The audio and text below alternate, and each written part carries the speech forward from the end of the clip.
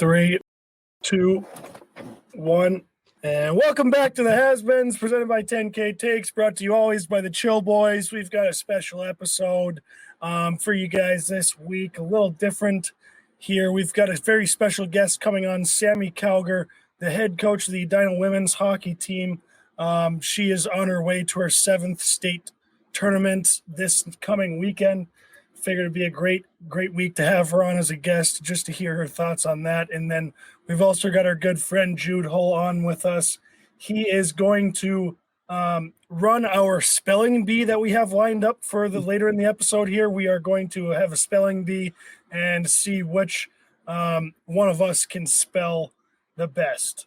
And I believe Jude just picked pretty normal words for us because, you know, we're not going to be able to spell, you know, it's going to be tough for us to spell some of these just normal words. So, yeah, hopefully he didn't go too hard on us, but not too easy either because, you know, I'm not that dumb.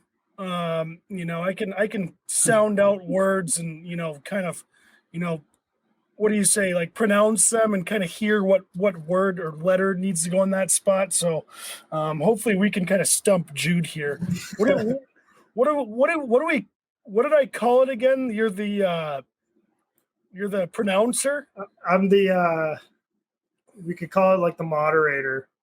Yeah, I like that. The moderator.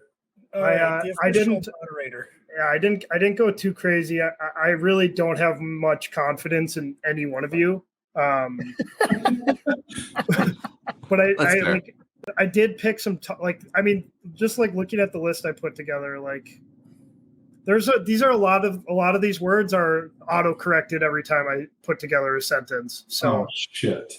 No, yeah, I mean this is going to be some quality content that I'm really looking forward to. Yeah, I'm looking forward to it as well. Well, we're going to hold off on the spelling bee for a little bit. We're going to go over our weekend recap here, brought to you by Beauty Status. And folks, Beauty Status is an authentic Minnesota hockey brand. T-shirts, head covers, stickers for the man cave, flags, polos. They've got it all. Good Minnesota hockey stuff for all the fans out there. Go and check out Beauty Status on all socials. Their website is www.beautystatishky.com. Ols, what'd you get up to on the weekend? Laziest weekend ever. We haven't had one in quite some time. So we indulged in some gummies. We had a lazy day. Well, I had a lazy day and a half. Shelves got pretty productive with the house on Sunday. But overall, just relaxed, shitload. Watched the new season of You, or the part 1 of You on Netflix. How is that? Also, I haven't gotten to it yet. It's good. It fits right in the mold of what they're doing. It sets it up really nicely for the next part coming out in March. I just finished I think the 2nd or 3rd episode. I love that show. It's great. It's really good. It's really good. And we got hooked. You know, we started staring with our mouths wide open. Our mouths got really dry because of the gummies. We were just staring at them deeper. Oh, yeah. But it's good. Now, what are the odds this guy would still be out there walking around and not in prison if this were real life? Pretty much zero chance. I feel like you can't get away with any of that stuff anymore. Like in the 70s, bro, you could walk outside, kill somebody, and get away with it. Now it's like cameras on everything. I don't get it. I mean, it's crazy. It's crazy that 40 years ago you could get away with murder pretty easily. Nowadays, you just can't. Oh, yeah. Those serial killers were just hanging out with normal folk, and just no one had any idea that they were just murdering people. Having an absolute heyday. They were just good. Yeah. They could just literally hop in the car, go down town to town, and just murder people. Yeah. Nobody knew. It is crazy thinking about that. You know, like you think you know someone, and just there's a chance that they could go home and dress up in a clown outfit and murder people. And you just would have no idea. Yeah. I mean, it's no different with like sexual fantasies, right? Yeah. You could have a nice normal buddy like hanging out, and he goes home and he puts a gag in his mouth and likes to get whipped on the ass. Yeah, that's what I'm saying. And those people kind of scare me. I hear some of those. I hear some of those sex. Like I'm a guy who, believe it or not, I don't really have any of those fetishes. Oh, I'm vanilla. I'm vanilla. So yeah, very. I don't even like role playing. I'm not calling you a different name. I'm Gage. Whatever. So you guys hated the Rihanna show. Is basically what I'm hearing is everybody who is the most vanilla starfish, lay in the bed guy, it just hated on the Rihanna halftime show. No, I love Rihanna's music, so no, I didn't have a problem with it. I wish she wasn't pregnant. She probably would have put on a little better show. But no, I liked her show. I'm just a little weirded out by those sex fetish people. I'm like, are you sure you're not a serial killer and you're just kind of doing sex stuff right now? Anyone else want to share what they did on the weekend here? Yeah, now that we're done kink shaming here, I didn't get over to a whole lot. I actually got dragged to a trivia. It was a Sex in the City trivia at some brewery. I don't know what it was, but I had to sit there and listen to, table after table rattle off everything about Samantha and all those other girls and whatever. Past that, it was very similar to Trevor.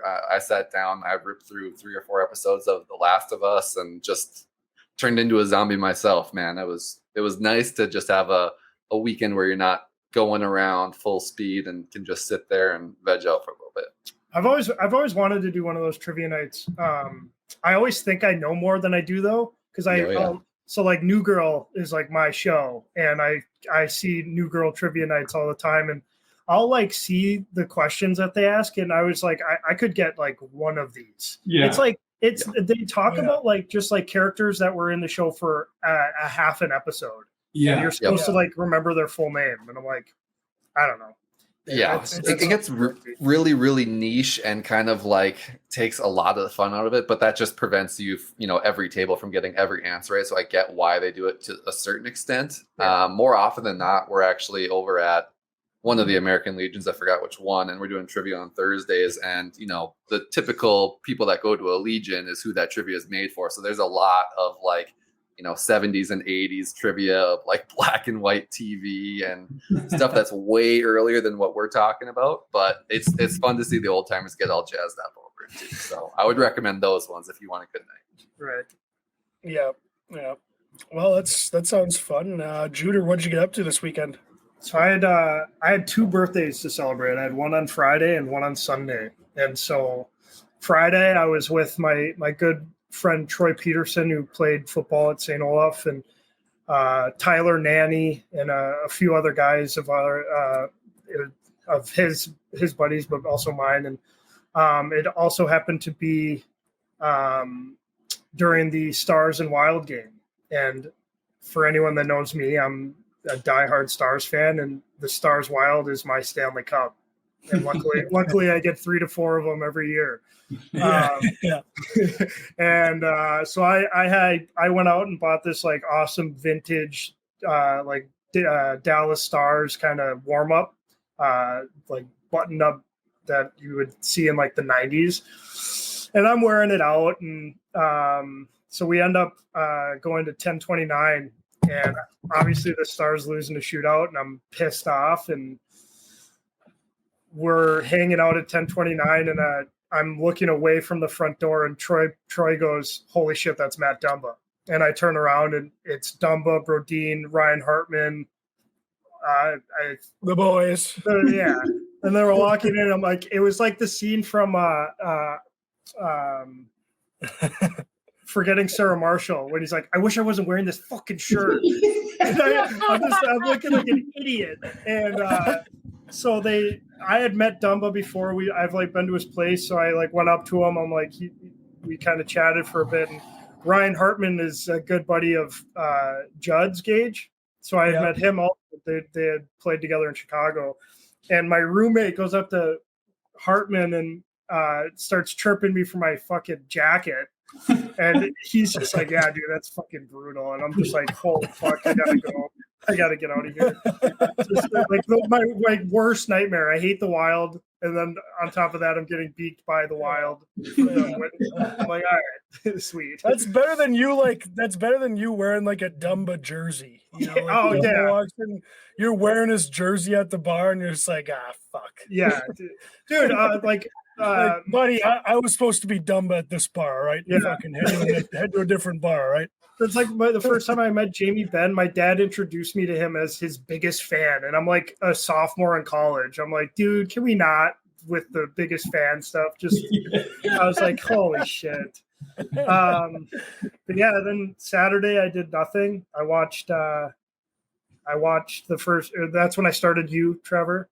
Yeah. And then Sunday we hit up an all-you-can-drink brunch buffet and hit up Topgolf. And Topgolf is one of the greatest activities of all time on a Sunday. Unreal. Great weekend. That's a hell of a weekend. I like that. Mace, what'd you get up to? Kind of similar to you guys, not too crazy of a weekend. So on Friday, I figured out that The Mighty Ducks was on Disney Plus. So I invited a bunch of the boys over. We had some beers and just watched that. Saturday, just had the boys over again, and we got Lego Harry Potter because we didn't have the new one yet. So we made a drinking game out of that and just played that all night. And then, Unreal. on Sunday we had we called it our first annual crazy pineapple poker tournament. So pineapple is like poker, but you start with 3 cards and you have to discard one. Great game. So there's about like 16 of us, and I'll preface this and say, like, I'm not the best poker player in the friend group. Like, there's guys who are like out at casinos right now. Like, I just saw a picture. One of them's in a tournament right now. But I somehow made it to the final table and took second. Went home with $150. Oh, I was so hyped. Yeah. Unreal. Great weekend. Yeah. Such a good game, Mace. Unreal game, pineapple. You start talking about crazy pineapple, and I'm like, you had a swingers party? Yeah. Isn't that what you wear? Like a pineapple shirt or something? Upside down pineapple. Allegedly, is that what it yeah. is? Yeah. Yeah, I always laugh. I heard that. I always laugh. Like I'll see a guy in a gas station or something every once in a while with a pineapple shirt on. I'm like, look at this dog. He's fucking swinger. Might not be, but I'm thinking it. For my weekend, I went out east again to visit my girlfriend. Last time ever, her senior weekend. She had about 20 people out there. We tailgated her games. I actually, I was dressed up as the Blue Man, for the games. So I was behind the net, like waving the arms around and banging the glass, and everyone's. I eventually took it off after the. I just wore it for the first period. I had to take it off. I couldn't take a piss. I couldn't drink my beers in between intermission. So I eventually had to take it off, but I did wear that and distracted her. So that was pretty good. And yeah, had a great weekend at her senior weekend. She ended up winning 6-1 and 10-0. They put up double digits on Saturday. She had 3 points. Obviously, she's walking around with a Brock Besser-sized head after the game. Definitely needed to be deflated before she left the rink. But yeah, it was a good weekend. I'm happy they were to get the win. I'm really happy that I did enjoy my time going out there to visit her, but it was a lot of work. I'm happy that her season's coming to a close, and these adventures out east are almost coming to an end. So that's good. But yeah, great weekend. We'll move on. Let's move on to our predictions here. Does anyone want to start us off? The first game, we've got Friday night, Michigan Tech at Mankato. This is are they calling it the McNaughton Cup, or what are they calling it in the CCHA right now? Yeah, I'm pretty sure that's McNaughton Cup. So Tech is sitting at 47 points right now, and Minnesota State's at 49. So if one of these two teams sweeps the series, they basically locked it up already. If they win in overtime, I think Minnesota State locks it up. And then if they split, obviously it's going to depend completely on next weekend. So big one for sure. For sure. Well, let's. Does anyone want to start us off? Michigan Tech at Mankato. Friday, I'll go under 5.5 total goals. All right. I think it's trending that way. College hockey, besides the Big Ten, is usually pretty low scoring, so I'm going under 5.5. I love it. Good. I'm sticking with that same philosophy, but I'm not smart enough or bold enough to take the under. I'm just going to take Tech. Pietila, their goalie, is probably in the real running for the Richter here. Top 3. I'm sure he'll be a finalist. He is the difference maker for them. They play a defensive style. Obviously, Minnesota State has typically played that in the past. They've struggled scoring quite a bit this year at times. So I think the under is good. I think that is a smart play. But I just want Tech in a pick'em here. I like that. I'm gonna ride with Olson. Yeah, I gotta go the under on this one. They're gonna be gripping the sticks a little tight, trying to win that regular season trophy. Gonna be playing hard D. Probably not gonna be giving up too many odd man rushes in a game like this. So yeah, the under's probably a pretty safe bet here. All right, I'll switch it up. I'll take Cato. They're a little under. But they're an older team, still pretty good. At Mankato, I'll take Cato on Friday. I'm going to go with Veech's philosophy. You're going to ride the team with the better goalie, so I'm going Tech. I like it. Love it. Yeah, I like that. So Pietila is in the running for the Richter, and all these other goalies. Now Minnesota's goalie. What do you think about this? Minnesota's goalie in the running for the Richter, good numbers. Now, when you're playing on a team like this, how much better does the goalie stats look at the end of the day? Like So when you've got Minnesota Gophers in front of you, this team this year, like as a goalie, it's going to be pretty hard for you to look bad. Yeah, this was the argument against Dryden McKay last year, is that he saw like 22 shots a game, like even less than that, so like a lot of nights. When you saw them, his save percentage, if you want to go off strictly percentage, was way higher. But then the haters and doubters on that would say, well, most of those shots were from the point or from the outside, which I think is pretty fair most of the time as well. I think Minnesota doesn't play as structured of a defensive game as some people would lead you to believe. So I think Close or whoever else is playing in his off nights, they are probably more realistic numbers than some of these other guys, but I think he's got a long way to go in an argument against somebody like Pietila or the guy on Northeastern that I can't remember the name of right now, Devin Levi. Like they're in a different class in terms of the types of shots that they're seeing and numbers anyway. Yeah, where did Close come from? The Saskatchewan? Sorry for my pronunciation there. Saskatchewan. I think he played in the SJ up there, and he was actually like a 21-year-old before they brought him in, and then he was a third stringer. So it's actually pretty cool. You don't see too many third stringers make their way to become the starting goalie, and then get named the Mike Richter Award. I know there was a time at North Dakota when Rink Pup got in there, also Matt Hirinki, our third string, and he went on a 10-0 run, and we were calling him Mr. Richter walking into the rink every day for a while there. So. Dude, that guy was on cloud fucking 9, and it was awesome. I love it. Yeah. You love seeing those guys on a heater. He already has a huge set of balls on him, but I think they grew a little bit during that stretch. Yeah, guy has a huge horn. Yeah, all credit to Close too, because he stepped in a tough spot last year when their starting goaltender got the call up, and he took his opportunity wherever that may be, and however that may have gone is one story there. But stepping into that team and just playing up to what everybody else had already expected out of their original starter was awesome, and he's just continued that into this year. Yeah, he's had a couple of bad games, but everybody does, so I'm not going to fault him for those ones. So I guess as a goalie, I have like two different, so comparing the three goalies that we've talked about,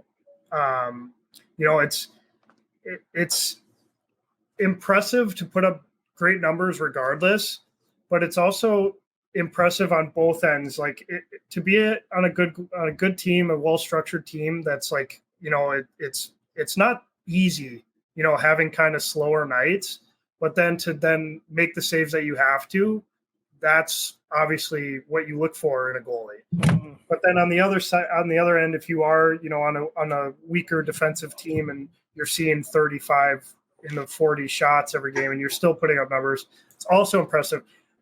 It's just, they're just different games, and it's hard to like actually compare the two as as like head-to-head goalies unless you put them in a more even playing field. Yeah. You Interesting. just never know. And goalies are so weird. One year they could be, an SPHL level goalie, and then the next year they're in the NHL. It's just like they go through these ups and downs that are just wild. They probably, I can't speak for you, Jude, or being a goalie, but it just seems like you guys ride those momentum waves, and once you catch one, you try to ride it as long as you can. Dude, yeah, momentum, and then just on top of that, like confidence and having, like we were talking about coaching on my episode. Like if you have a coach that even like doesn't believe in you, even like maybe like he's 90% all in on you instead of 100, that's mentally like really challenging for a goalie. Yeah. You have that force field up. But like if you get a coach that comes in and is like, this is your net, we believe in you 100%, like that's like all it takes for some guys. So it's just a tricky position. For sure. Well, we'll move on to the next game here. Friday night, Denver at Lawson playing the Western Michigan Broncos. This one's going to be a pick 'em as well. Over under is at 6 goals. Does anyone want to start us off with this one? I'll go last. I'll take Western Michigan. I think they're the better team. Denver's good, don't get me wrong, but I think Western Michigan just has more offensive power, so I'm taking Western Michigan. I'm with Mace. Oh, 2 Westerns there. Huh? Juder was taking Western there. Love that. I had to, yeah. I mean, It's a battle for the Penrose in Kalamazoo right now. I'm a loyal so friend. Denver is at 44 points. Western's at 39 at 1 and 2. And, I would say it's just those two, but because Denver, lost on Saturday, shout out the Bulldogs, Omaha is still sitting in there, 38 points. And then even St. Cloud at 36. Like, yes, they would probably need to sweep out the rest of their games. Do I think that's likely? No. Do I think Denver is the favorite still? Yes. But if Western pulls out both of these games, I think they've got a really good shot at the Penrose. So, give me the firepower. I saw the Bulldogs put up a ton of goals on Denver. They swapped goalies out. They pulled Krona, who's another. I mean, he was nominated for the Richter. I don't think he'll be in the finalists, but give me the over in this game. Oh, I like that. Yeah, I want to go with Western, but everyone's going with Western. I'm going to root for some goals on a Friday night with Veech and go with the over as well. I'm going Denver. Ooh. Also, that's not a bad call because they just got beat by Duluth. Denver is a top end team this year. But Second weekend in a row on the road. Yeah, it's going to be tough in that it's going to be tough. It's going to be awfully tough. I'll take this loss, but I'm not going to go the under. There's no way the under hits. Silly. Yeah. And I'm not going to go along with the Western boys, so I'm just going with Denver. And it's going to I'm on an absolute heater right now. So, yeah, I should almost just wait for Olson's picks and then just pick whatever he does. Yeah, this guy goes 4-0 1 week, and now he's just too big for everybody. Damn right. Got to ride that confidence wave that we were talking about. Yeah. All right, we'll move on to the next one here. Saturday night in Arizona State, we've got Alaska playing them now. Alaska, they're making a run at the tournament here. What are they at? They're at 17 in the pairwise. If they pull off a couple wins here, I mean, what's Arizona State? Arizona State's 35, so, might bring them up a little bit, hopefully. Tough look. Their goalie is nominated for the Hobie. I don't think he made the finalist list. I don't think he's seriously being considered. But Septim Helter is a good quality 10D. Like, on any team, he would be more than sufficient. Yeah. Yeah, I'll start us off with this one. The over-under line's at 5.5. I'm going to go over again on this one. I think I think these teams are going to be excited in Arizona, playing at the Mullet Arena. They've probably got like a bottled blonde night lined up after the game. They're going to be excited. No one's going to be thinking about D. Alaska's going to pull out the win, but there's going to be some goals here. So I'm going to go I like under. the excitement. I'm going to go under. Okay. Under? Yeah, under. Suck it. All right. Let's ride. Okay. I want Alaska to make the tournament. I do, and this is the Saturday game. I'm assuming that they're going to win on Friday, just because I don't know. I'm a believer in the storyline of the season here. Fuck it. Yeah, give me Alaska. I hate it. I hate this pick more than anything I've ever hated in my life, but I want it to happen. Give me Alaska. Yeah. I hope they win. I hope they pull it off for you. Yeah. Juder, what do you got? I got ASU -1.5 Saturday night in Arizona. I mean, these guys are going to be buzzing. Kidding me? Yeah, that's automatic. Yeah, I mean, a nice 3-0 game. Yeah. He even put the minus. He even put the -1.5 on him. Just like, yeah, It's gonna hurt because I know that's probably right. Yeah. It just especially it if you're ready sucks. to And Alaska losing struggled. Friday. Yeah, Alaska struggled 2 weekends in a row, like all 4 games with LIU, who is not a powerhouse. Long road trip. They're going to go out on Friday night after they win Friday, probably get hammered. They're done. When do you think Alaska? Do you think Alaska's in Arizona right now? Like, there's no way they're flying all the way back to Alaska after all these series. Where were they? I don't know. They were at home last weekend. Oh God. Like, they've got such long travel. It's got to be like 12 hours just to get anywhere. Yeah, and half the teams they played are on the East Coast this year too. So you're talking like 5 time zones. I guess I don't know which one Fairbanks is in, but semantics. Like, it's a lot different from what you're normally playing. Yeah. Originally, when I was looking at the 2 teams, Alaska, they're pretty much the same, except Alaska's got a lot better goals against. But ASU's got a lot more penalty minutes, so I'm taking ASU. Ooh. All right. There it is. Now let's move on to the last one here.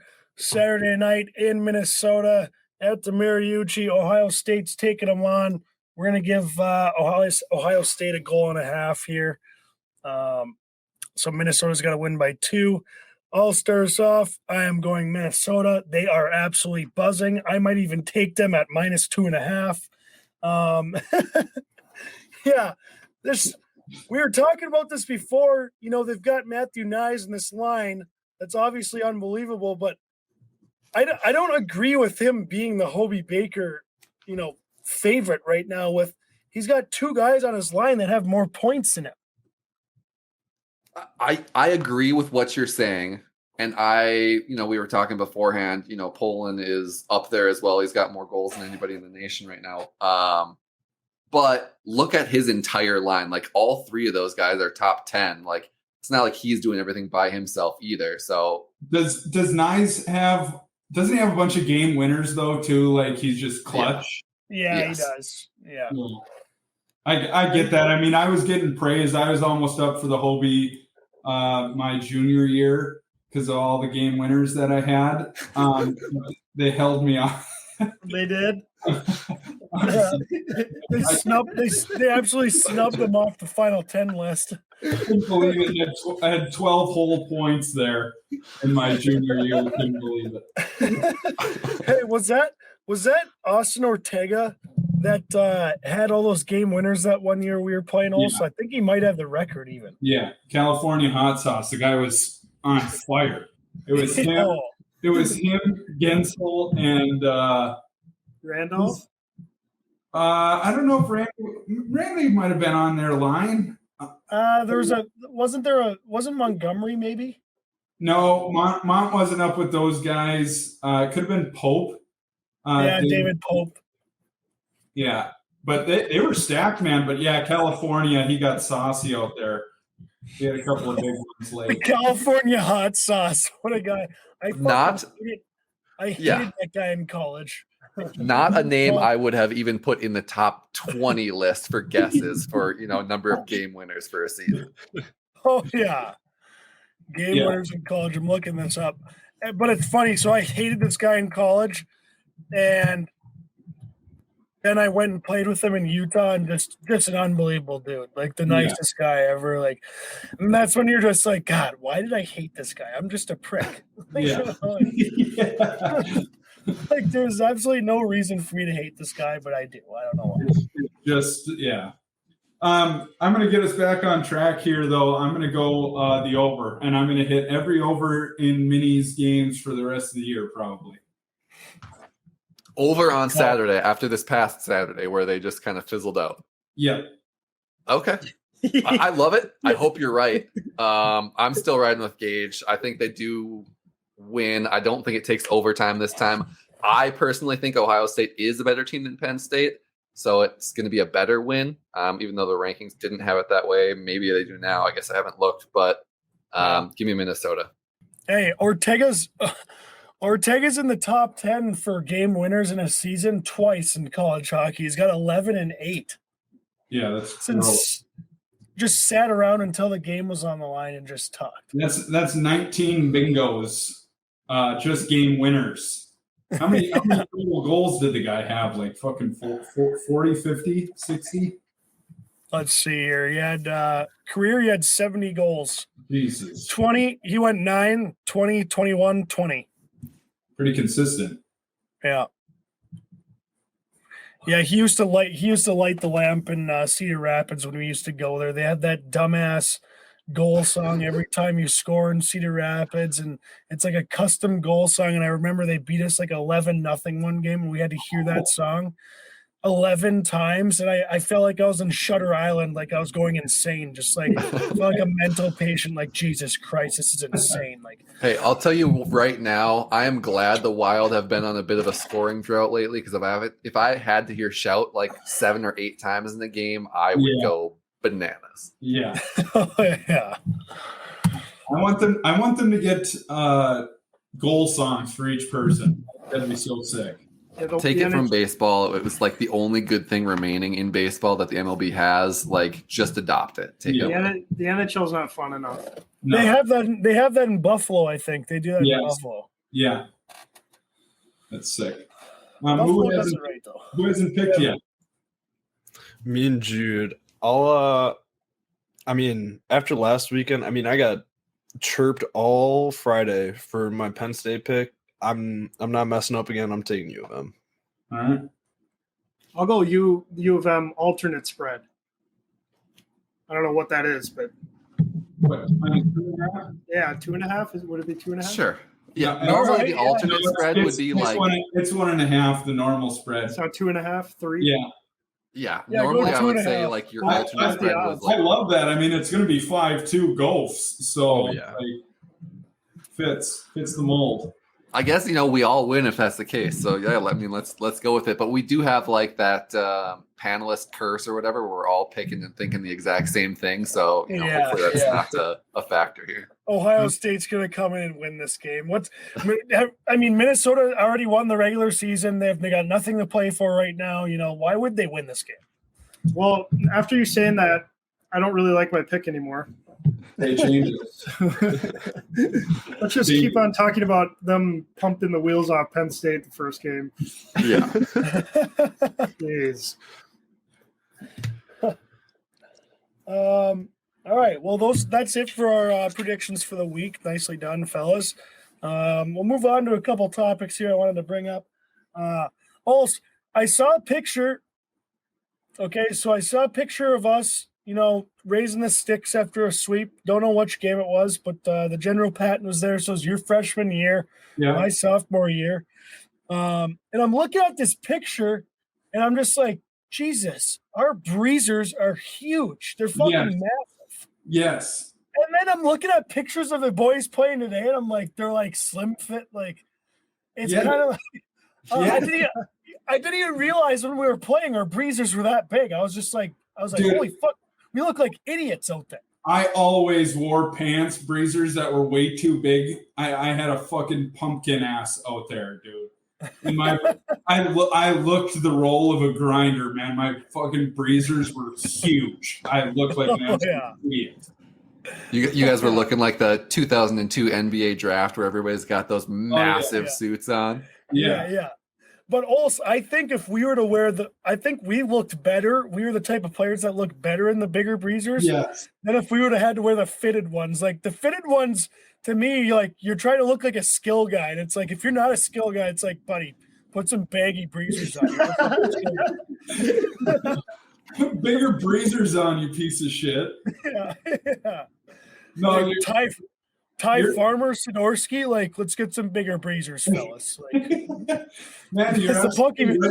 Look, think of Pro though. Pros basically they all have the pant covers. The girdle now, yeah. It's just the shell, and then they put the covers over it. It looks like they're wearing shorts. Yeah, it's crazy. But I wanted to bring that up. There was something else I saw, which was I thought was hilarious. You know those slap championships? Yeah. Well, I saw one of the guys, John Kennedy, is suspended for cocaine use during the slap championship. Nails. And it's like, okay, like, is anyone surprised? I was under the impression all of them were on cocaine. They have to be. They should be testing for it. Make sure they are on it. It should be a requirement. Like, I got suspended and booted out of the tournament. I'm like, what? They're not letting these people do that? Like, I felt like those were the only guys that were willing to do this slap tournament. Where like the people are just like, give me a line, let's go. Slap my face, fuck it. It's a numbing agent. They don't even feel the slaps. Couple lines and they're good to go. Yeah. That sport to me is still insane. I still come across those videos and it's just guys getting the shit slapped out of them. And I never want to watch it. Like I never actually watch it all the way through. I never want to watch it. I'm like, oh, here we go again. But then I'm like, all right. I watched the whole thing. I watched the guy get absolutely knocked out with his hands up in the air, like, and I'm like, Jesus Christ, how is this legal? That this is just on national television. Just people slapping each other in the face. It's unbelievable. We're kind of getting back to the gladiator days. We're inching closer and closer, like pretty soon these guys are going to have swords in their hands. I think the most impressive thing about that sport, if you still want to call it that, is the fact that you have to sit there, take it, collect yourself, and then slap somebody. You're talking about boxing or the MMA or anything else. Like you can go retaliate and get your licks in right away as soon as you get hit, theoretically anyway. But this one, you just have to sit there and take it, like staring at the guy the entire time. Imagine getting licked and then you get up and you just throw this wimpy ass slap and you just know it's coming back at you again. I would drop out and say, I'm done. That's a forfeit. That's a I'm done. Is it like a bracket tournament? You like knock a guy out and you move on, and then I think they do solo cash games as well. Dude, that's like getting tattoos. You grind for like the hour, take a break, and then you're like, okay, like my arm's starting to feel a little better. And then he just goes right back on, and it's like, holy fuck, it's 3 times as painful. Can you imagine getting like Gage hitting me in the face, and then Olson just getting a freebie? Like, I'm like, no. The best is the guy, if you've seen the video, his face looks like a fucking punched-in watermelon. He's gone 10 rounds in the slap. The other guy's face looks like nobody's touched him, and he ends up winning. That's insane. Yeah. Well, and one of the funniest parts about this thing is there were contestants in this tournament that they never even got to throw a slap because they got knocked out on the first slap and then they were out of the tournament. So like they literally drove to this tournament, got slapped, and then drove home. That's insane to think about. Like, how'd it go? Not very good. Yeah. Well, did you knock the guy out? Yeah, I actually didn't even get to slap a guy. I was already out before then.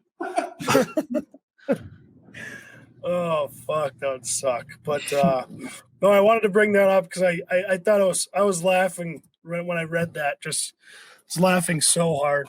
Guy gets kicked out for cocaine use in the slap tournament. I was like, I honestly would have thought like they had lines like right on the table for him, like right after a slap. Yeah, they have a chalk bucket and a cocaine bucket. Yeah, it's like the old MLB where they had the normal coffee and the Adderall coffee. Yeah. I don't even know what you're talking about there, but it sounds great. What? You haven't heard that story before? No.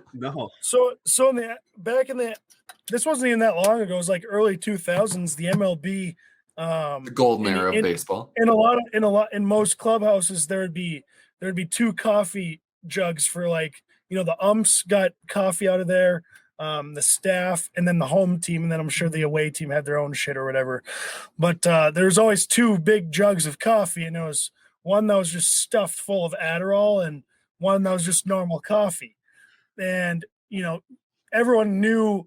So I forget the guy who was telling the story, but it was on a podcast. He was telling the story. He's like, obviously everyone knows which one the Adderall coffee is. And he was kind of telling the story that like, if you drank the Adderall coffee, like the baseball turned into a beach ball out there. Like you just play unbelievable. You're so dialed in. Well, apparently this umpire, he had like went out the night before or something. He was tired, so he was like, "Oh fuck, I gotta drain a shitload of coffee." And he was unaware that one of the jugs was Adderall coffee and one was just normal coffee. Well, apparently he loaded up on like 6 Adderall coffees, and they eventually had to stretch the guy. I think they had to ambulance the guy to the hospital. I had 4 heart attacks. Yeah. So. Yeah, pretty interesting fact for you guys there. I can't remember who told that story, but that's what he said, and he was on the team, so I took it as truth. So, well, speaking of stories in baseball, have you seen the Instagram post that's going kind of viral right now with Alex Rodriguez starting to write his own book, and he's took a picture outside of some house with a nice warm background or whatever, and on the first page for his book, he just wrote book. And that's all that's in the picture. I saw the picture. I was laughing so hard. Book. He's like, yeah. He captioned it like, "Yeah, I'm going to start writing my book, folks." And then the picture's just book. With A-Rod Corp up in the upper right-hand corner. A-Rod, you don't write book on top of your book. Like, it's going to have a title, and then it's going to have like a title for the first chapter. Like, it's not going to be book.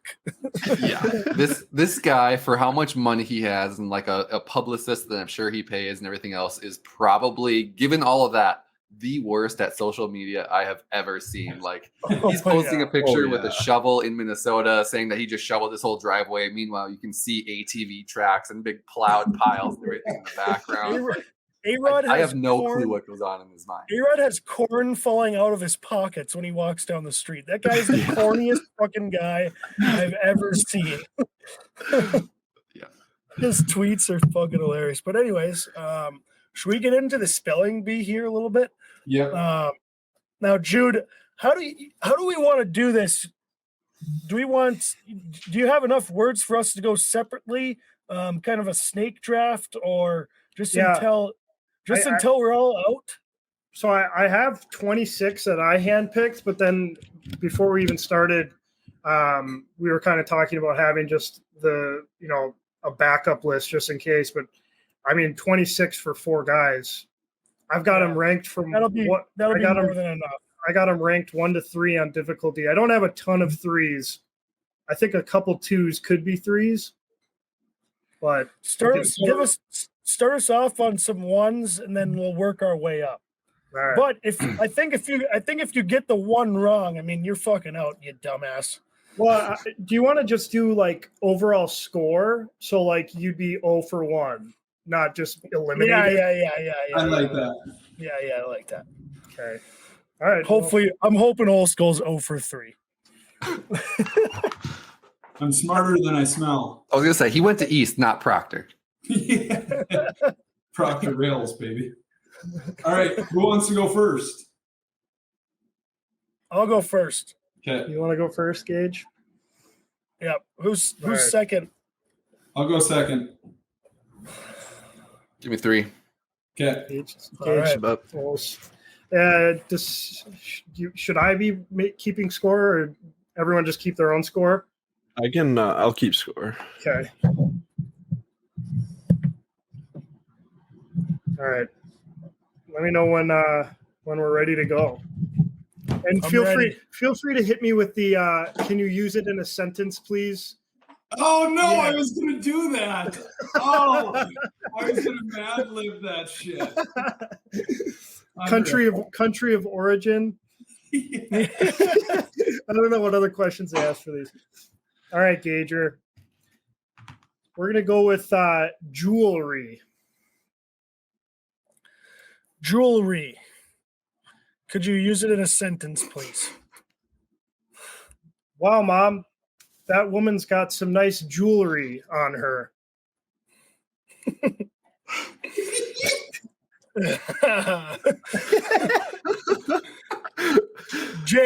Jewelry. JEWEL.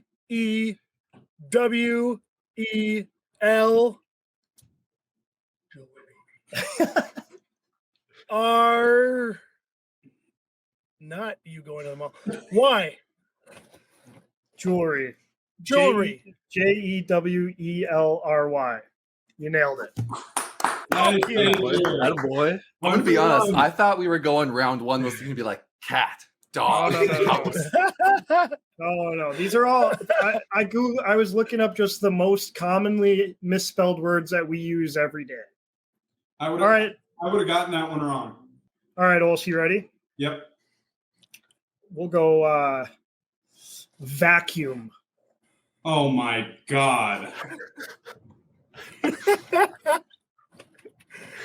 Are you fucking kidding me? I'll tell you right now, I spell this one wrong every time. I've looked it up Every time. 10 times. I know it's one or the other. You got like a 50% chance here. Like Vacuum. VACUUM. Vacuum. Way to go, Olson. Is that right? Yeah, that's Yes. right. You nailed it. Fuck. I thought it was 2 C's for a second. I every time I type that into my phone, it pops up the real answer. Every time.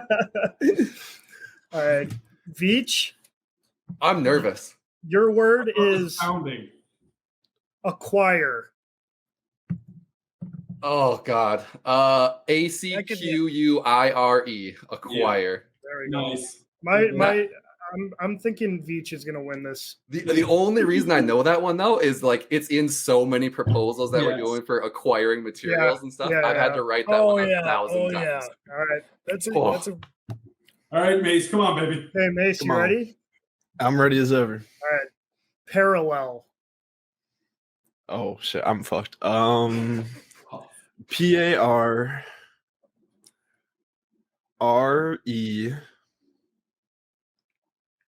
PARRELLEL.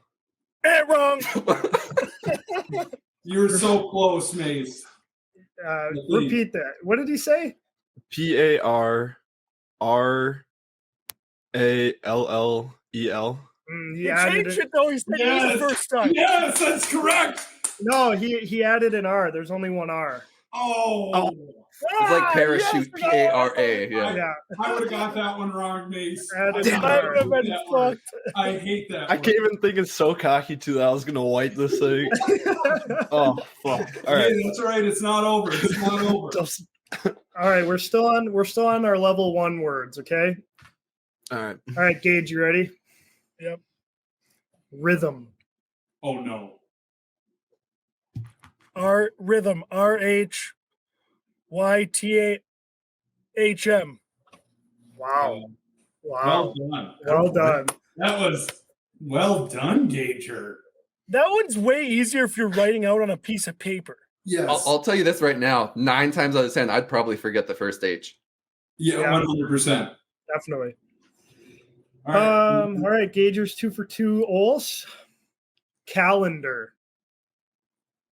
Calendar. CALENDAR. Calendar. Nice. Nicely done. A lot of people think it's an ER at the end. Yep. Calendar. 2 for 2. 2 for 2. No deck, boys. Oh, All right. Veech, we're going with definitely. Oh fuck. If I write this out so you can tell I'm not Googling it. Nope. They get pen and paper in the spelling bee. It says no. Oh, okay. DEFINIT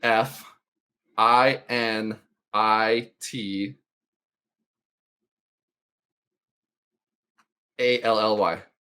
No. No, sir. The correct spelling is DEFINITELY. ELY? That is one that Definitely. automatically always autocorrects. Yep, When you every type it single out. time. I always type it out defiantly. And Yeah, I know. Yeah, Yeah. definitely. All right. Mace, Yep. only a few level 1 words remaining. We're going to go with asthma. Oh shit.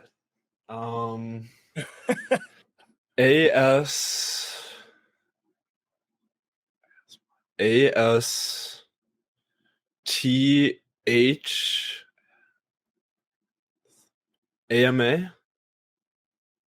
I'm sorry, that is incorrect. ASTHMA. Oh, it's Asthma. just MA. Yeah, not asthma. Those are level 1 words. We are so fucked for level 2 and 3. This is not good. This is not good. All right. We've got we're moving on to the level 2 words. Okay. Let's go. So what is the score right now? Gage and Olstaddy, 2 for 2. Yep. Veech with 1, and then I have a fat old goose. Are you egg. over? You're over, huh? Okay.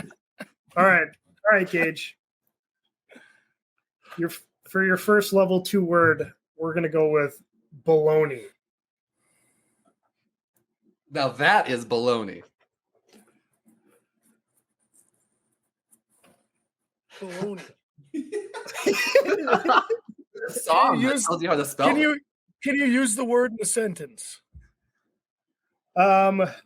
Gage's attitude and antics this weekend was a whole lot of baloney. Is this like the Italian version of the word or the American version? This is the American version. Okay, baloney. BOLOGNESE.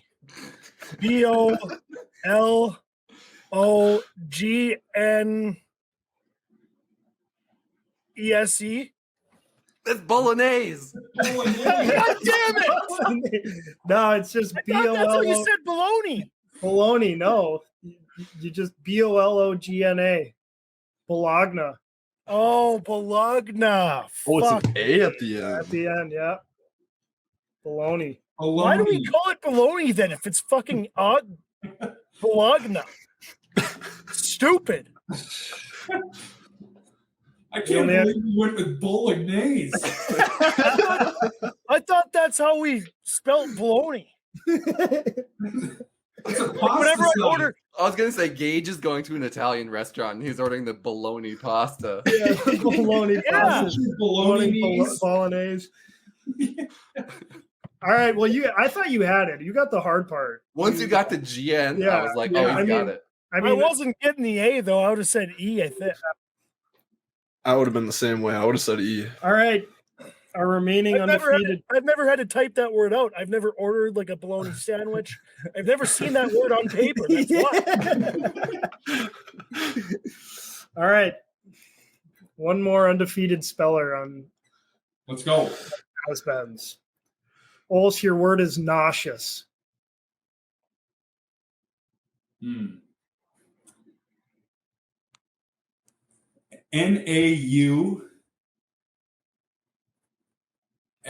NAUSEUS. Nauseous. So close, but No! so far. US. Oh, US. Nauseous.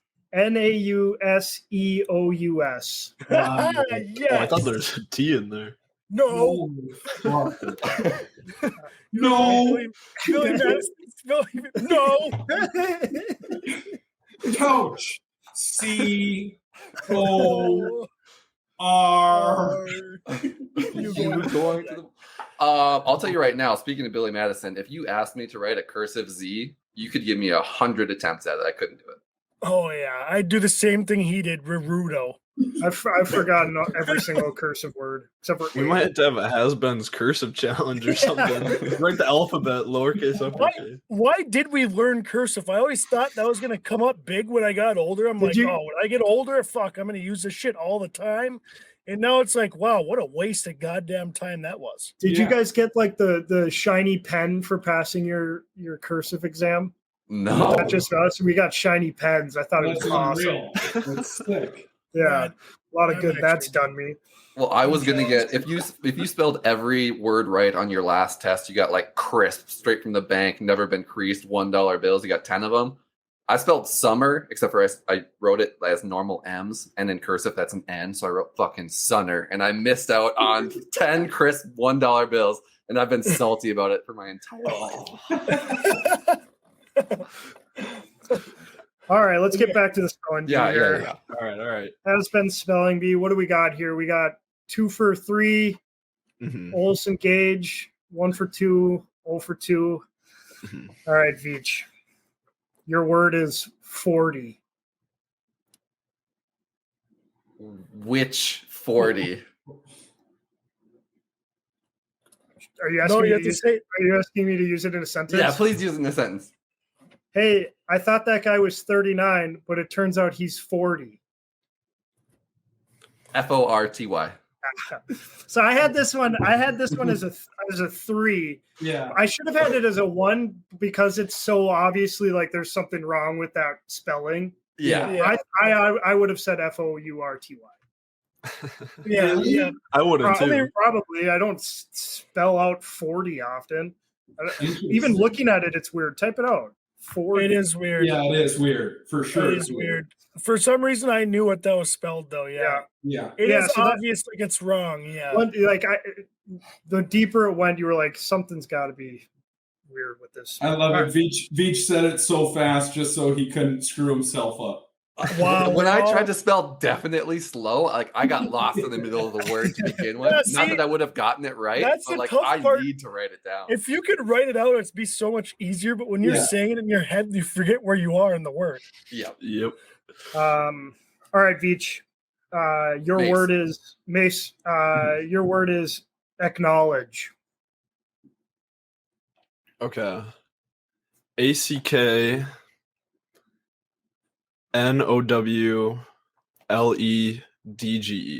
And he's on the board. Here we Oh, go, yeah, baby. Mace. On the board, ladies. That's a big one. That's Hey, no Mace, diagnosis. I just want you to know right you're there. tied with Gage and Olson right now. What? That's a comeback right there. That's Oh, they got- two-pointer. Oh, is that how we're doing it? That works. I didn't. That is a 2-pointer. I didn't. I was just thinking we'd go by. Yeah. All right. No, that makes sense. All right. Fuck. God damn it. Veech got 40? Baloney. That's fucking baloney. Hey, for the record, I would have got baloney right too. All right. We're still on level 2. All right. Gage, your word is zucchini. Zucchini. ZUCCHINI.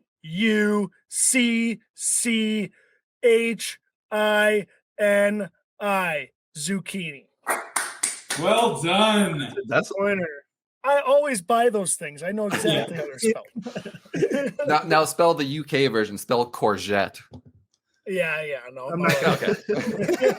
Courgette. That's what they call it in the UK. really. Oh yeah, same vegetable, Pretty same much thing. if I've different seen name. the word, I'm going to be able to spell it. But if it's a word that I haven't seen, like on a poster or something, where I can read it, it's going to be tough for me to spell. You got photographic memory? Kind All of. right. I'm ready for my 2. You're ready for your 2? Also, your word is Connecticut. Really?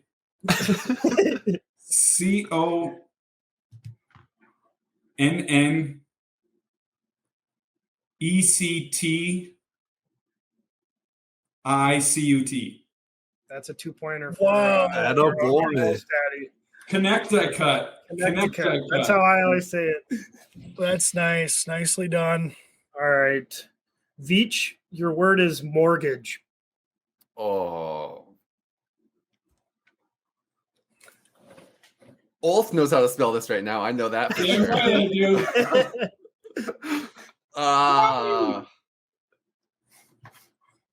The end of this word is just Gage's name. So Mortgage. Yeah, well done. Yeah, nice. Mortgage. Mortgage. Oh, Mortgage. We gotta stump Veechy here. Yeah. All right, I Mace. already got stumped. I couldn't spell definitely. I'd spell it wrong again right now. Let's see here. What am I going to go with? All right, Mace, your word is maintenance. Oh shit! I spelled this wrong all week. I should know this. MAINTE.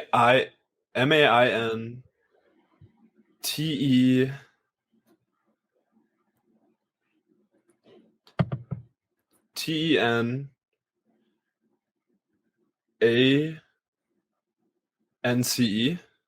Yeah. Maintenance. Well, Let's go. maintenance. Well, Clean round. Jude kind of, pronounced it for him. He's like maintenance. You want me to say it? No, You Maintenance? should have said he said minus.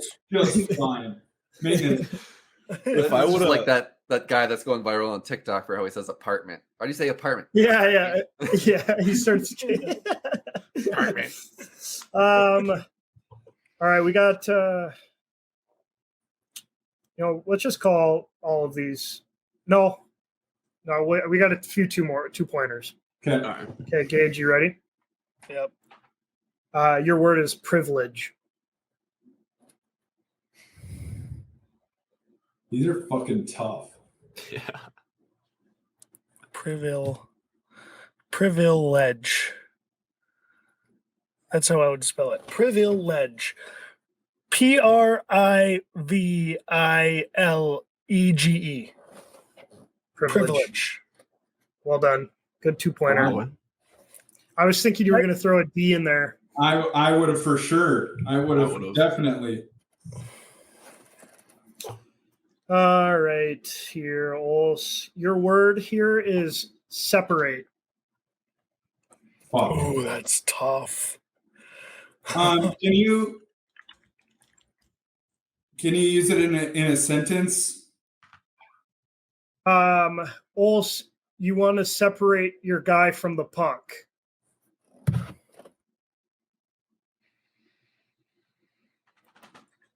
No shot you don't get this right. SCP ERATE. I'm sorry, that's incorrect. Yeah. Separate. Separate. SEPARATE. Separate. Fuck. No, I thought it's you were tough. right, honestly. All right, Veech, your word is colonel. And this is a high-ranking military official colonel. Yeah, Okay. yeah. Not a popcorn Not kernel. a popcorn colonel. The way this word is spelled does not make sense at all. This is baloney all over again. Yeah. Not writing it down is going to be the toughest part for me to stick in the word COLONEL. Yeah. Yeah. Why do we pronounce that colonel? Like, what I is don't know. going on there? Why is it not colonel? Yeah. No idea. Makes no Any- sense. Yeah. English is fucked. All right, Mace. Yep. Your word is. Your word is committee. Okay. Committee. COMMITTE.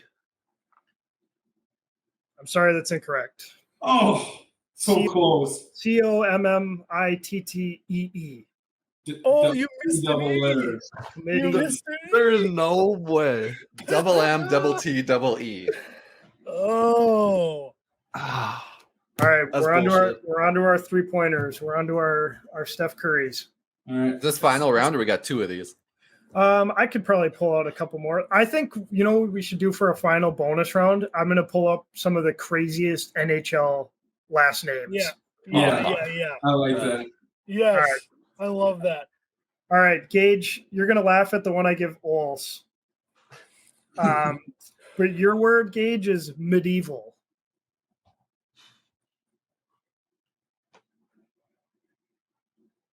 Medieval.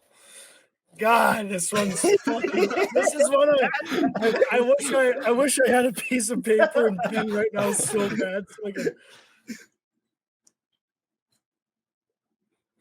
Medeeval.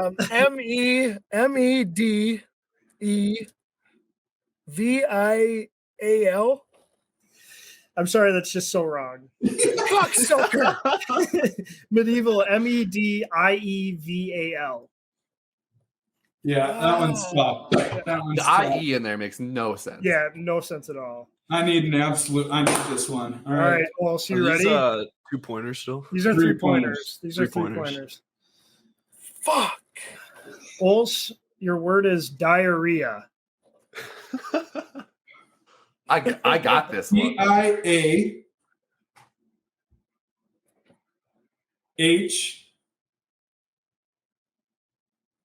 Oh no.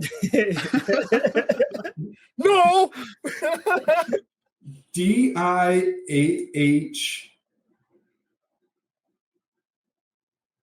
RREA. Diarrhea. You missed one. You had one letter in the wrong spot.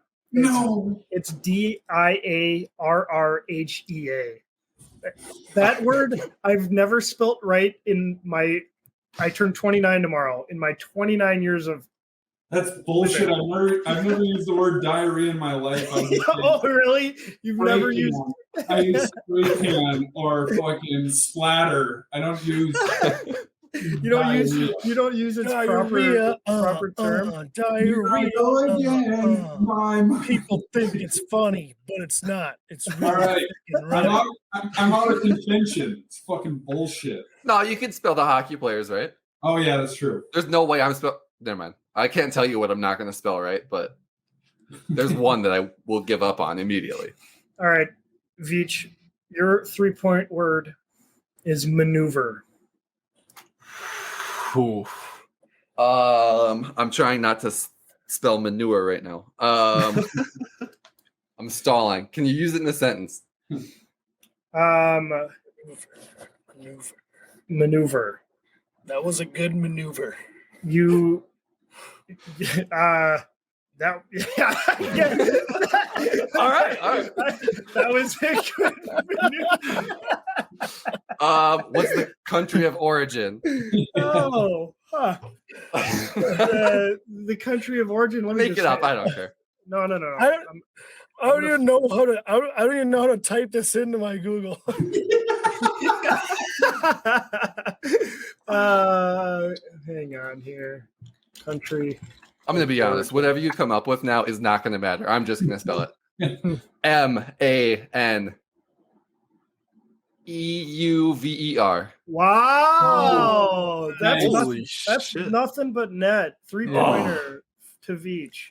That is a weird looking word. When you look at it on paper, it does not look good. I had to commit to something that didn't feel right, but it I'm glad with the result. We'll just leave it at that.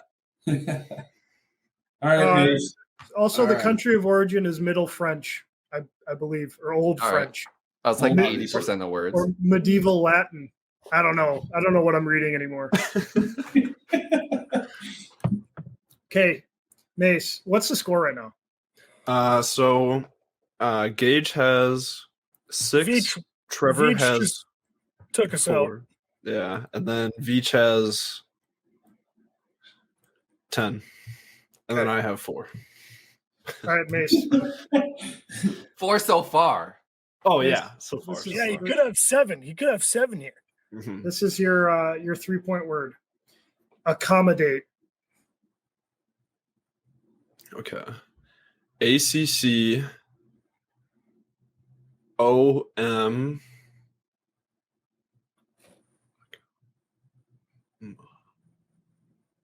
ADATE.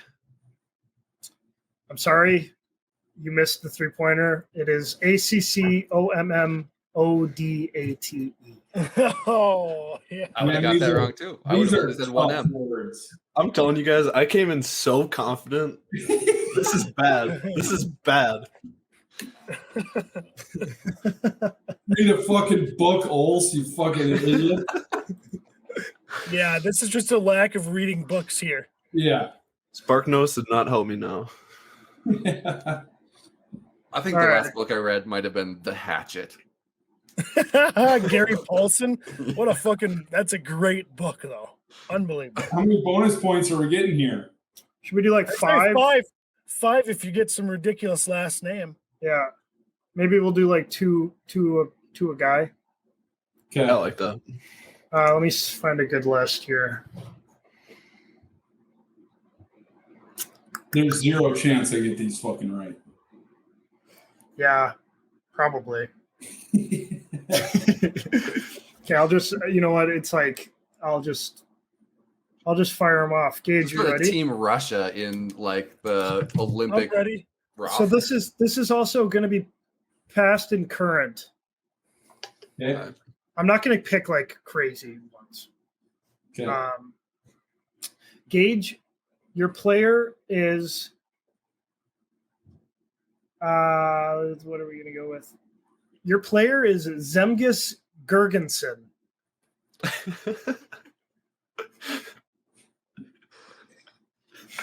God damn it. I used to play against this guy all the time on Dubuque, too. Yeah, you guys have an unfair advantage here. Looking at rosters and lineups all day. GIRGENSONS.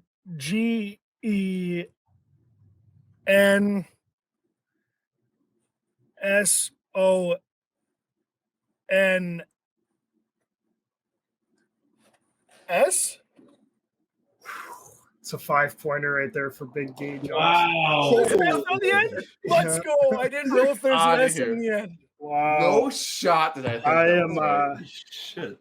I was ready to go GEU to start that last name. Good for you. Okay, Olson, you ready? Yep. I might save the little more challenging ones for the next. Yeah. We'll go Henrik Lundqvist. LUND QVIST. It's a 5-pointer for Olstad. Even though he made up a letter along the way. There's no U in there? He said LUN. Yeah, that's what I thought too. LUND. No, I thought there's another. For some reason, I thought there's a U in the Kvist. No. Yeah. No. All right, Veech. Your player's name is Rasmus Ristolainen. RISTALLINEN. Nope, that is very wrong.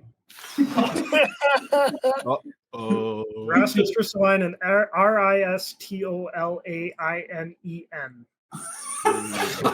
Not even close. Obviously. Yeah, I mean, come on. All right, Mace. Okay. For his comeback, your player's name is Tuvo Teravainen. Wow. Okay. Teravainen. TERAVIENEN.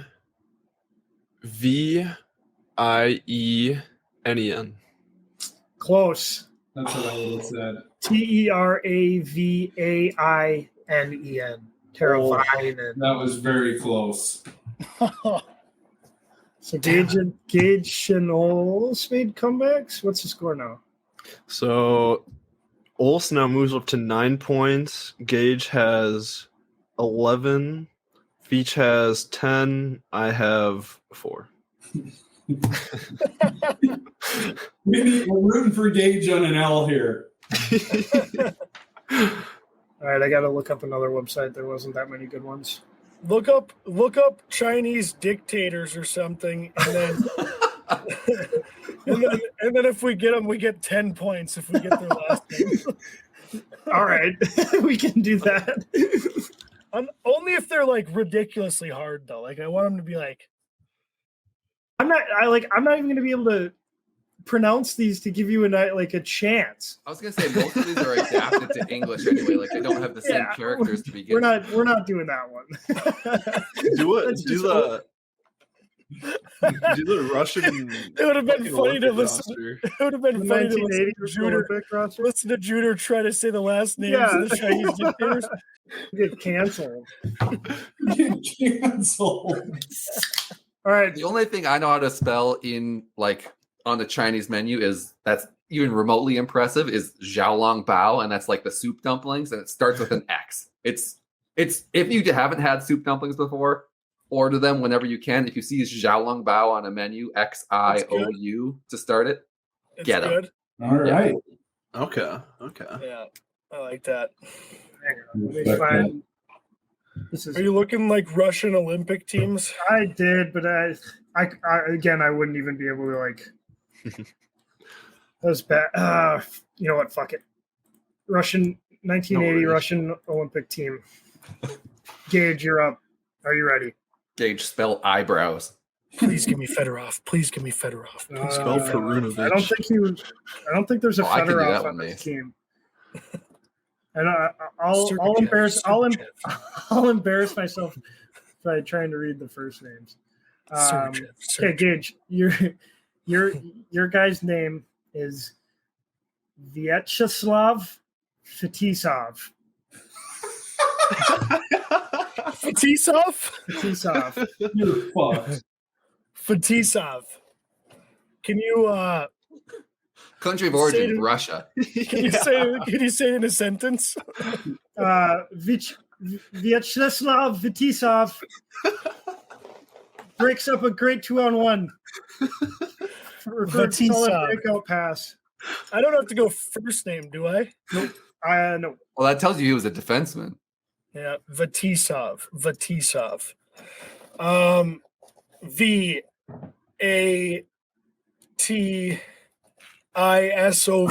Fetisov.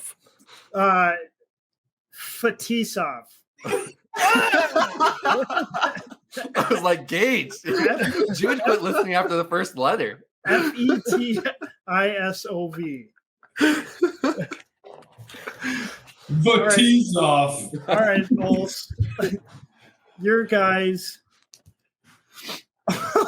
I'm gonna give you a hard one. Your guy's name is, I gotta zoom in on this.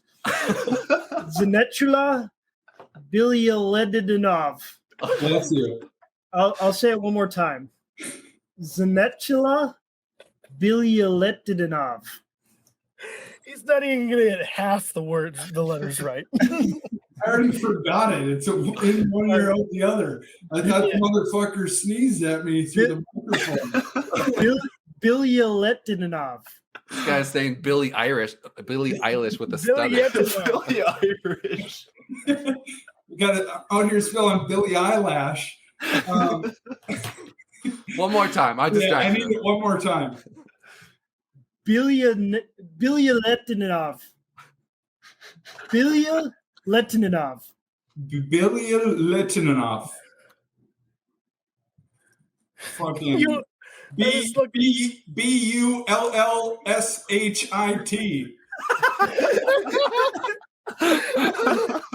Give me a fucking chance. No, that was wrong, Ols. You want to try one more time? No. Okay. There's no chance you get that one. It's spelled BILYALETDINOV. Yeah, Duh. that's close. I can't believe you didn't get it. That guy doesn't even know how to write his own last name. There's no chance. He just stuck to his signature. Yeah. He scribble fuck. Yeah. Yo, yeah. All right.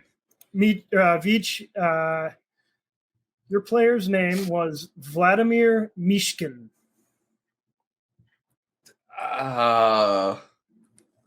Mishkin. I appreciate that this is a shorter name, but I know I know it's not the way that I want to pronounce it or spell it because it's from Russia and not Sweden. Mishkin. Miechsken. No, that was worse than Olson's, I think. Fuck. Vladimir Mishkin, Myshkin. Wow. Mishkin. I should have known it was an I instead of an E. It's Russian. That's on me. Hand up. The rest, All the right. first half of it, we're gonna ignore. That was good. All right, Mace. Let's go with. I'll give you an easier one here. Your player is Vladislav Tretiak. Tretiak. Best goalie in the world. Tret.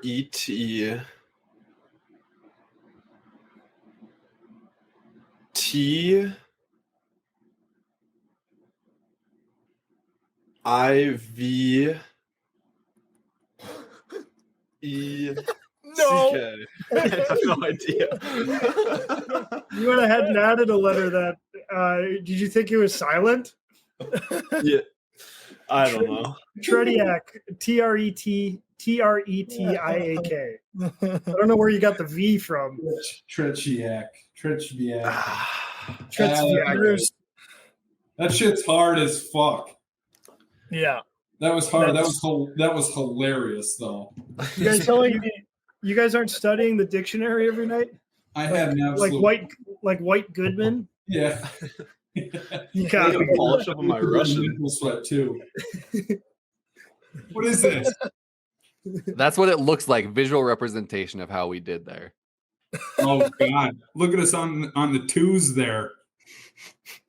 Oh yeah. Ish. So All right. Gage is the overall winner. Yep. Gage wins. Oh, because I got Gergensen. Yeah. Yeah. Who you played against? Fuck yes. I didn't know that. Otherwise, I wouldn't have given it to him. That's okay. That's The guy bullshit on deserves my a end. win. That's Yeah. bullshit on my end. Yeah, yeah. Give me a Congrats. win. Hey, before we get going here into the interview part, somebody brought up to us we still haven't done last year's punishment. Thank you for all of us sucking at picking picks. Our records are horrible. We all tied. What did we decide on again? We need to get like a naked portrait of all of us standing together. Like a Sports Illustrated? You know what? If you guys could send me like a picture of you, you know, like just in underwear or something, and send it to me, I can put something together for the people that'll look like it's like a painting All on right. an app. Perfect. Let's do that. We'll get that out to the listeners here shortly. I have a picture in mind already, so you'll get that from me here shortly, Gage. All right, perfect. I like it. Yeah, we'll get that out. That is needed because we do need to have some discipline for our terrible picks all season long. Yeah, 100%. We got to give the people what they want. Were you guys that bad last year? Oh, horrendous. They were bad. Probably 500 at the best, maybe. Yeah. Not even close. Yeah, no. No offense. Like On our best day, Mace, we were 50%. We were so bad. Oh, I was happy to get 50% this week. I thought I was going 0 for 4.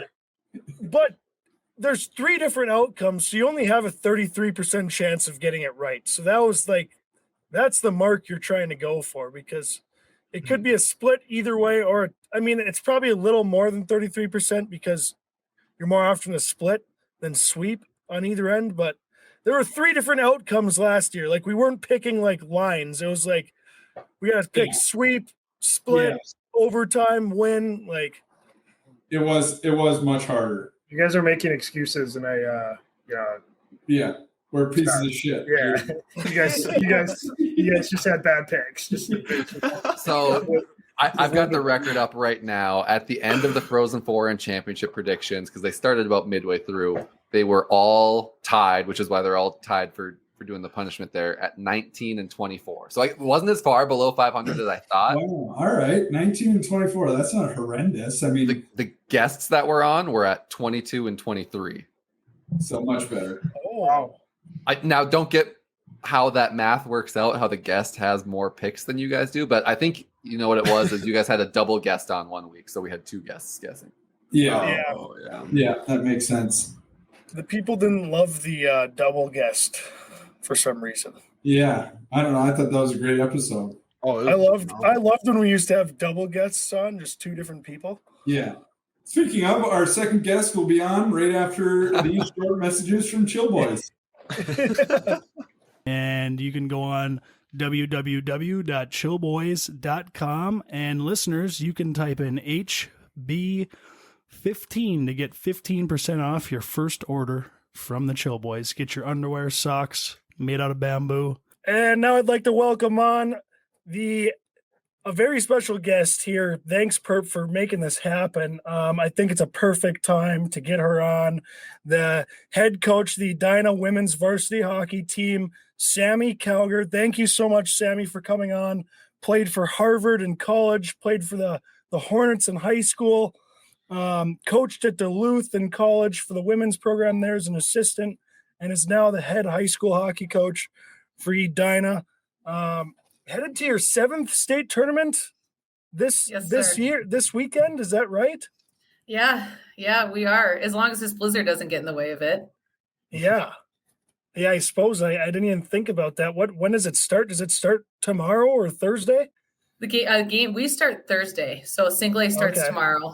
We start Thursday. Games at 1, so we should be good. But you know how people like to freak out in this state once we get a couple snowflakes here, but for sure should be good. But yeah, Gage, thanks for the nice introduction as well. I appreciate it, and I'm excited to be on. Yeah, no, and then before we get into your hockey world here, let's kind of go over what are you doing now, on the outside to pay some of the bills. Right now I'm not sure if the head coach of a high school team necessarily pays the mortgage, so you got to have a different job that you're juggling time with. What are your commercial real estate, I hear now? What can you go over that a little bit? Yeah, for sure. So yeah, I work for Carlson Partners. We're based in Edina. We're a commercial real estate firm, so we help clients buy, sell, lease space in commercial buildings. So we're a national firm as far as our work goes, but we're a small local firm that everyone at the company is within the metro area. So the market is better than the residential market for those who are wondering how it is. So we've got tons of clients who are just looking to kind of get back into the flow of things post COVID here. I've been doing that as long as I've been coaching. So I'm on year 7 of commercial real estate, which to your point, pays all of the bills, not just some of them. Because unfortunately, high school hockey is not cutting it these days. The high school paychecks pay for the beers at Bunny's. That's about it. Exactly. They covered our bill last weekend after the section finals. So you know what? We might have to have a talk with some of those Edina parents. You know what? You're doing so much for their kids, sending them on to college. You're saving some of these wealthy Edina parents, thousands of dollars in scholarships for college for their daughters. I feel like, they should maybe get off the wall a little bit more and pay some of these coaches who are taking such good care of their daughters. Well, we appreciate that. My friends always joke that I'm getting paid under the table, but that I assure you is not the case. So I think Perp can attest to that as well. Definitely not the case for me, but I've always said on this pod before when it's come up that I would be open to it. So yeah. So if you need a routing number, if anyone needs a routing number, I'm available for any sort of under the table payment. Yeah, you've struck out 20 times on this podcast, so we'll see if we can make 21 the golden ticket here. Yeah. Well, Sami, so how would I get a hold of you if I did need some warehouse space? If I did want to get a new office, how would I get a hold of you there? Yeah, best way is call or email. Yeah, 612-270-1140. Otherwise, Carlson Partners is our company. It's got all the contact info on there. But yeah, easiest way is I'm on my phone basically 24/7. If I'm not on the rink, I've got that thing handy. So yeah, absolutely. Sweet. I love it. Well, I might be reaching out because many movers are kind of growing out of our warehouse space here, and it's tough. it's a competitive industry out there. There's not much available, you know? Totally. And actually, Perp and I were talking about this, I don't know, over the weekend. And he was saying, you know, you guys are growing and doing obviously your thing and having so much success with it. And I was like, gosh, I got to reach out to Gage, just see what you're doing for, you know, the warehouse space and whatnot. But yeah, to your point, the industrial world is just freaking insane right now. It has been since COVID. It's not really slowing down, but you and I get our heads together. We'll find you something. All right. I like it. Well, let's get into your hockey career here. Now, obviously, I said you played for Edina in high school. Now, and you went on to play college. Now, when did you realize growing up as a kid, you know, hockey was something that you had passion for and you wanted to do long term? Yeah, I don't really think I had a choice. I grew up with, you know, my dad and my two older brothers playing hockey, and with the age gap between us, you know, being 4 and 8 years, it was like, you know, the joke is I've started skating before I started walking, which I'm sure you two can, you know, basically attest to that and have similar stories.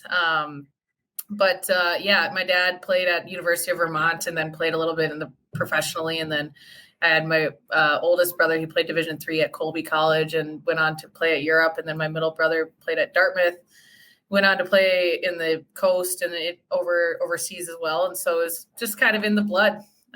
Really, sure. Again, it wasn't an option, but it wasn't also forced on me. It was like, you know, you got the skates on, you got the stick in your hand, and it was just like a natural thing that you just fall in love with. So I'm pretty sure I heard a story from your brother Josh that, and correct me if I'm wrong, but I'm pretty sure he said that to get a dress on you when you were a kid, you had to have a stick in your hand or something of that effect. Can you elaborate on that story a little bit?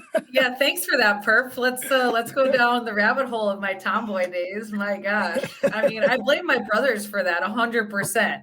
I was like, you know, I wanted to be them, and I didn't know any better. I was this little kid. I was like, screw this thing that's uncomfortable and like itchy and, you know, isn't what I wear on a daily basis, and put me in a freaking jersey and call it a day. Or just honestly some boy shorts and a hat and a baggy sweatshirt would suffice. But no, I blame my brothers for that. I hung around them too much and their friends too much. And I was at the hockey rink with them constantly. So when a dress was tried to be put on me, it was like, this is just dumb. And I'm the only girl in my family. And I think my mom was like, well, shit, you know, I'm not getting the girly girl that I had hoped for. So here we are. If you drink with the Rebers enough, you'll learn a lot of stuff about Sami. And I've had a number of drinks with her brothers and her family, and it's a hell of a time. And you learn quite a few things that you maybe didn't want to know. But So Sami, when you're growing up, did you probably weren't always playing on women's teams. You're probably too good for those teams. Were you playing on, you know, when was the first time, did you play on men's teams growing up and then you eventually had to play on a women's team at some point? Like, when was that? Yeah. So I played with the boys through squirts, more so than anything. One, my dad was, you know, would have probably had me play boys through that age anyways at that time. But like, there wasn't actually girls hockey.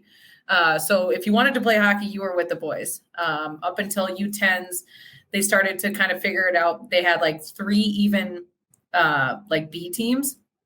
And that's when my dad was like, all right, let's keep you in squirts through this a little bit. So that you're not, you know, so that you can hopefully develop a little bit more, because the skill just still wasn't as good as it is now. So I played first year squirts, and then they finally made a U10A team. So me and some of my girlfriends, who are still some of my best friends today, were part of the Edina's first U10A team for the girls side. And since then I've been with the girls. So I didn't play with the boys as long as some people, but some of my best hockey memories come from my time with those guys. And there's some of them are still some of my best friends. And, you know, as we got older, I was the only girl on the team. So it was kind of fun to, you know, hang around with them and, you know, just kind of be that one girl who got all the attention from the guys, I should say. Yeah. Is that a tough transition, you know, going from playing with all the boys and then all of a sudden playing with all the girls? I remember I was just with my girlfriend this past weekend, and now she was kind of in the same spot as you were. She grew up playing with the boys and then eventually had to play with the girls. And I remember her parents were telling me a story. They put her on a girls team when she was younger, and all the girls on the team tried to nickname the team the Bubbles. and she came home crying, was like, I'm trying to play hockey, and like, they want to name the team the Bubbles. I want to play with the boys. So she wasn't like necessarily too pumped to play with the girls when she had to, but I can imagine there's a little bit of transition period there that you have to get used to. For sure. Absolutely. I mean, it was kind of, it was easier for me because a lot of my girlfriends were doing it. And playing on the girls' side, and we're going to be on that U10A team. So from the social piece, it was great. But from a hockey standpoint, I probably could have and should have probably played at least another year of boys, just as it continued to develop. But again, no pressure from my parents, no pressure from, my brothers to keep playing on the boys' side or anything. So it was like, you know what, let's just go play with the girls. If you're good enough, you'll figure it out, down the road. It's not going to hinder you, for the future. So let's go have some fun and have you enjoy it rather than be miserable. If that were the case, I wasn't miserable playing with the boys, but I think they were just like, it'll be good enough. Yeah. So when you do, I obviously know how big of a juggernaut Edina women's hockey is right now, just from Perp's experience with you guys. Was it always like that? When you played 4 years on the varsity team at Edina, were you guys always kind of the team to beat? I know you did go to Perp said, 3 state tournaments as a player? Yeah, we were. Edina hockey's, always kind of been at the top to an extent. But our first state tournament appearance was my sophomore year in high school. So the program had been around, oh crap, I can't do that math, but since like 96, 97. Yep. So, the state tournament really wasn't involved until like the early 2000s anyways, but we hadn't made a state tournament until my sophomore year in high school. So while we were good, we really didn't really start taking off until my freshman year probably. And that's when I think the numbers just started to evolve a little bit more. More girls were staying at Edina, not going to public schools, those who had played hockey, or not going to private schools, pardon me. Those who had played hockey. And so since then, it's, that was, again, my freshman year was 2007. So, for the past 16 years, it's been kind of one of those top 10, programs that people have loved to hate and want to beat. So it's been fun to kind of get back into it, now having graduated and seeing where it's even taken off to now. Yeah. Well, and obviously you go on to play college. Was that, when do you start thinking about college? When do you start working towards, I'm trying to get to college, I'm trying to play D1? Was that right away before your 9th grade season? Or did you kind of grow into that and realize, I'm pretty good at this game, I'm going to try to play college? I think every girl, nowadays, especially, dreams of playing college hockey, and you see all the Division I players coming out of Minnesota, which is just crazy. Pretty awesome though. I would say if you asked 5th grade Sami, I can remember like our 5th grade video, what I wanted to be when I grow up. It was an Olympic hockey player. So the dream and the goal was there pretty early. Who's to say that any of that would ever come true? I'm fortunate enough that it did. But, I seriously started looking down that path probably freshman, sophomore year, probably was like, okay, let's start like thinking about it. And then back then, as you guys know, us being the same age, recruiting happened a lot later back then than it does now. And obviously with recruiting change, it's better, but, didn't get serious about it until junior year when those phone calls started coming in that July, going into junior year. But yeah, always wanted to, if you would ask now 16-year-old Sami where she wanted to play, would have been to play for the Gophers. That's what I was gonna get into, because I saw you had 210 career points in high school. I don't know if that to me is saying 210 points in 4 years. Is that some type of record? I mean, you had to have been one of the better women's players to come through Minnesota high school hockey in a long time, and obviously you've got the Minnesota Gophers sitting right in town, which is probably the best women's program right now there is. So how do you end up at Harvard rather than Minnesota? Great question. So full disclosure, I mean, they were top four. They were one of my final four teams. By the end of it, it was Minnesota, Wisconsin, Harvard, and Dartmouth. And my brothers both went out east. My parents both went out east. So naturally gravitated out there to begin with. And then as I started to keep going through the process and the recruitment, it really just was more so. Honestly, it was like going to be probably a third liner at the U. Who's to say if I would get more than that, but then probably about the same at Wisconsin. At least that's kind of what they were saying. They were looking at other people in our class. And then, Dartmouth and Harvard were a little bit more promising right off the bat. And coming from a program where you've played a lot of minutes, that's appetizing to hear. But then, it all honestly came down to my visits. I actually didn't even want to go visit Harvard. My mom made me go. Because she was like, how can you not go visit? I had the idea that everyone has, it's just going to be a bunch of studious kids studying the whole time. And, that's not me. So ended up visiting, doing visits at all four schools. And by the end of it, it was a no-brainer. I tell our players, Purpur players, like all the time, like you will get that feeling when you get on campus of whether or not this is the place for you or not. And that's essentially what happened to me, and couldn't really turn it down. For sure. Yeah. I was going to ask, well, obviously when you think of going to Harvard for like me, if I was offered by Harvard, which I never was because I don't think I was an option for them as a player with my grades in my ACT score. But like, I'm thinking of like all these people who go to Harvard. I'm like, well, got to be thinking about the school aspect. Cause like, if you graduate from Harvard, I mean, it's a pretty good degree to have. So like, did that even play a factor, or were you just because I know Harvard's got a pretty big time coach there coaching the program, I think, and we'll get into that a little later because I've got a few questions about her. I saw an article about her, some critiques of her, but maybe that's just the crowd getting a little more softer nowadays. But I mean, did that play a factor, like the Harvard degree, or were you just solely thinking about hockey? 100%. I mean, I'd be lying if it didn't play a factor. Again, I think that was a big reason why my mom was like, you got to go at least visit. Otherwise, what are you doing? This is a once in a life. Because Gage, I am not what you think of when you think of like a Harvard student who's not an athlete. If I would have applied without hockey, they would have laughed at my application. But so it wasn't even, to have that opportunity to even potentially go there and get that education 100%. It was, for sure on my mind.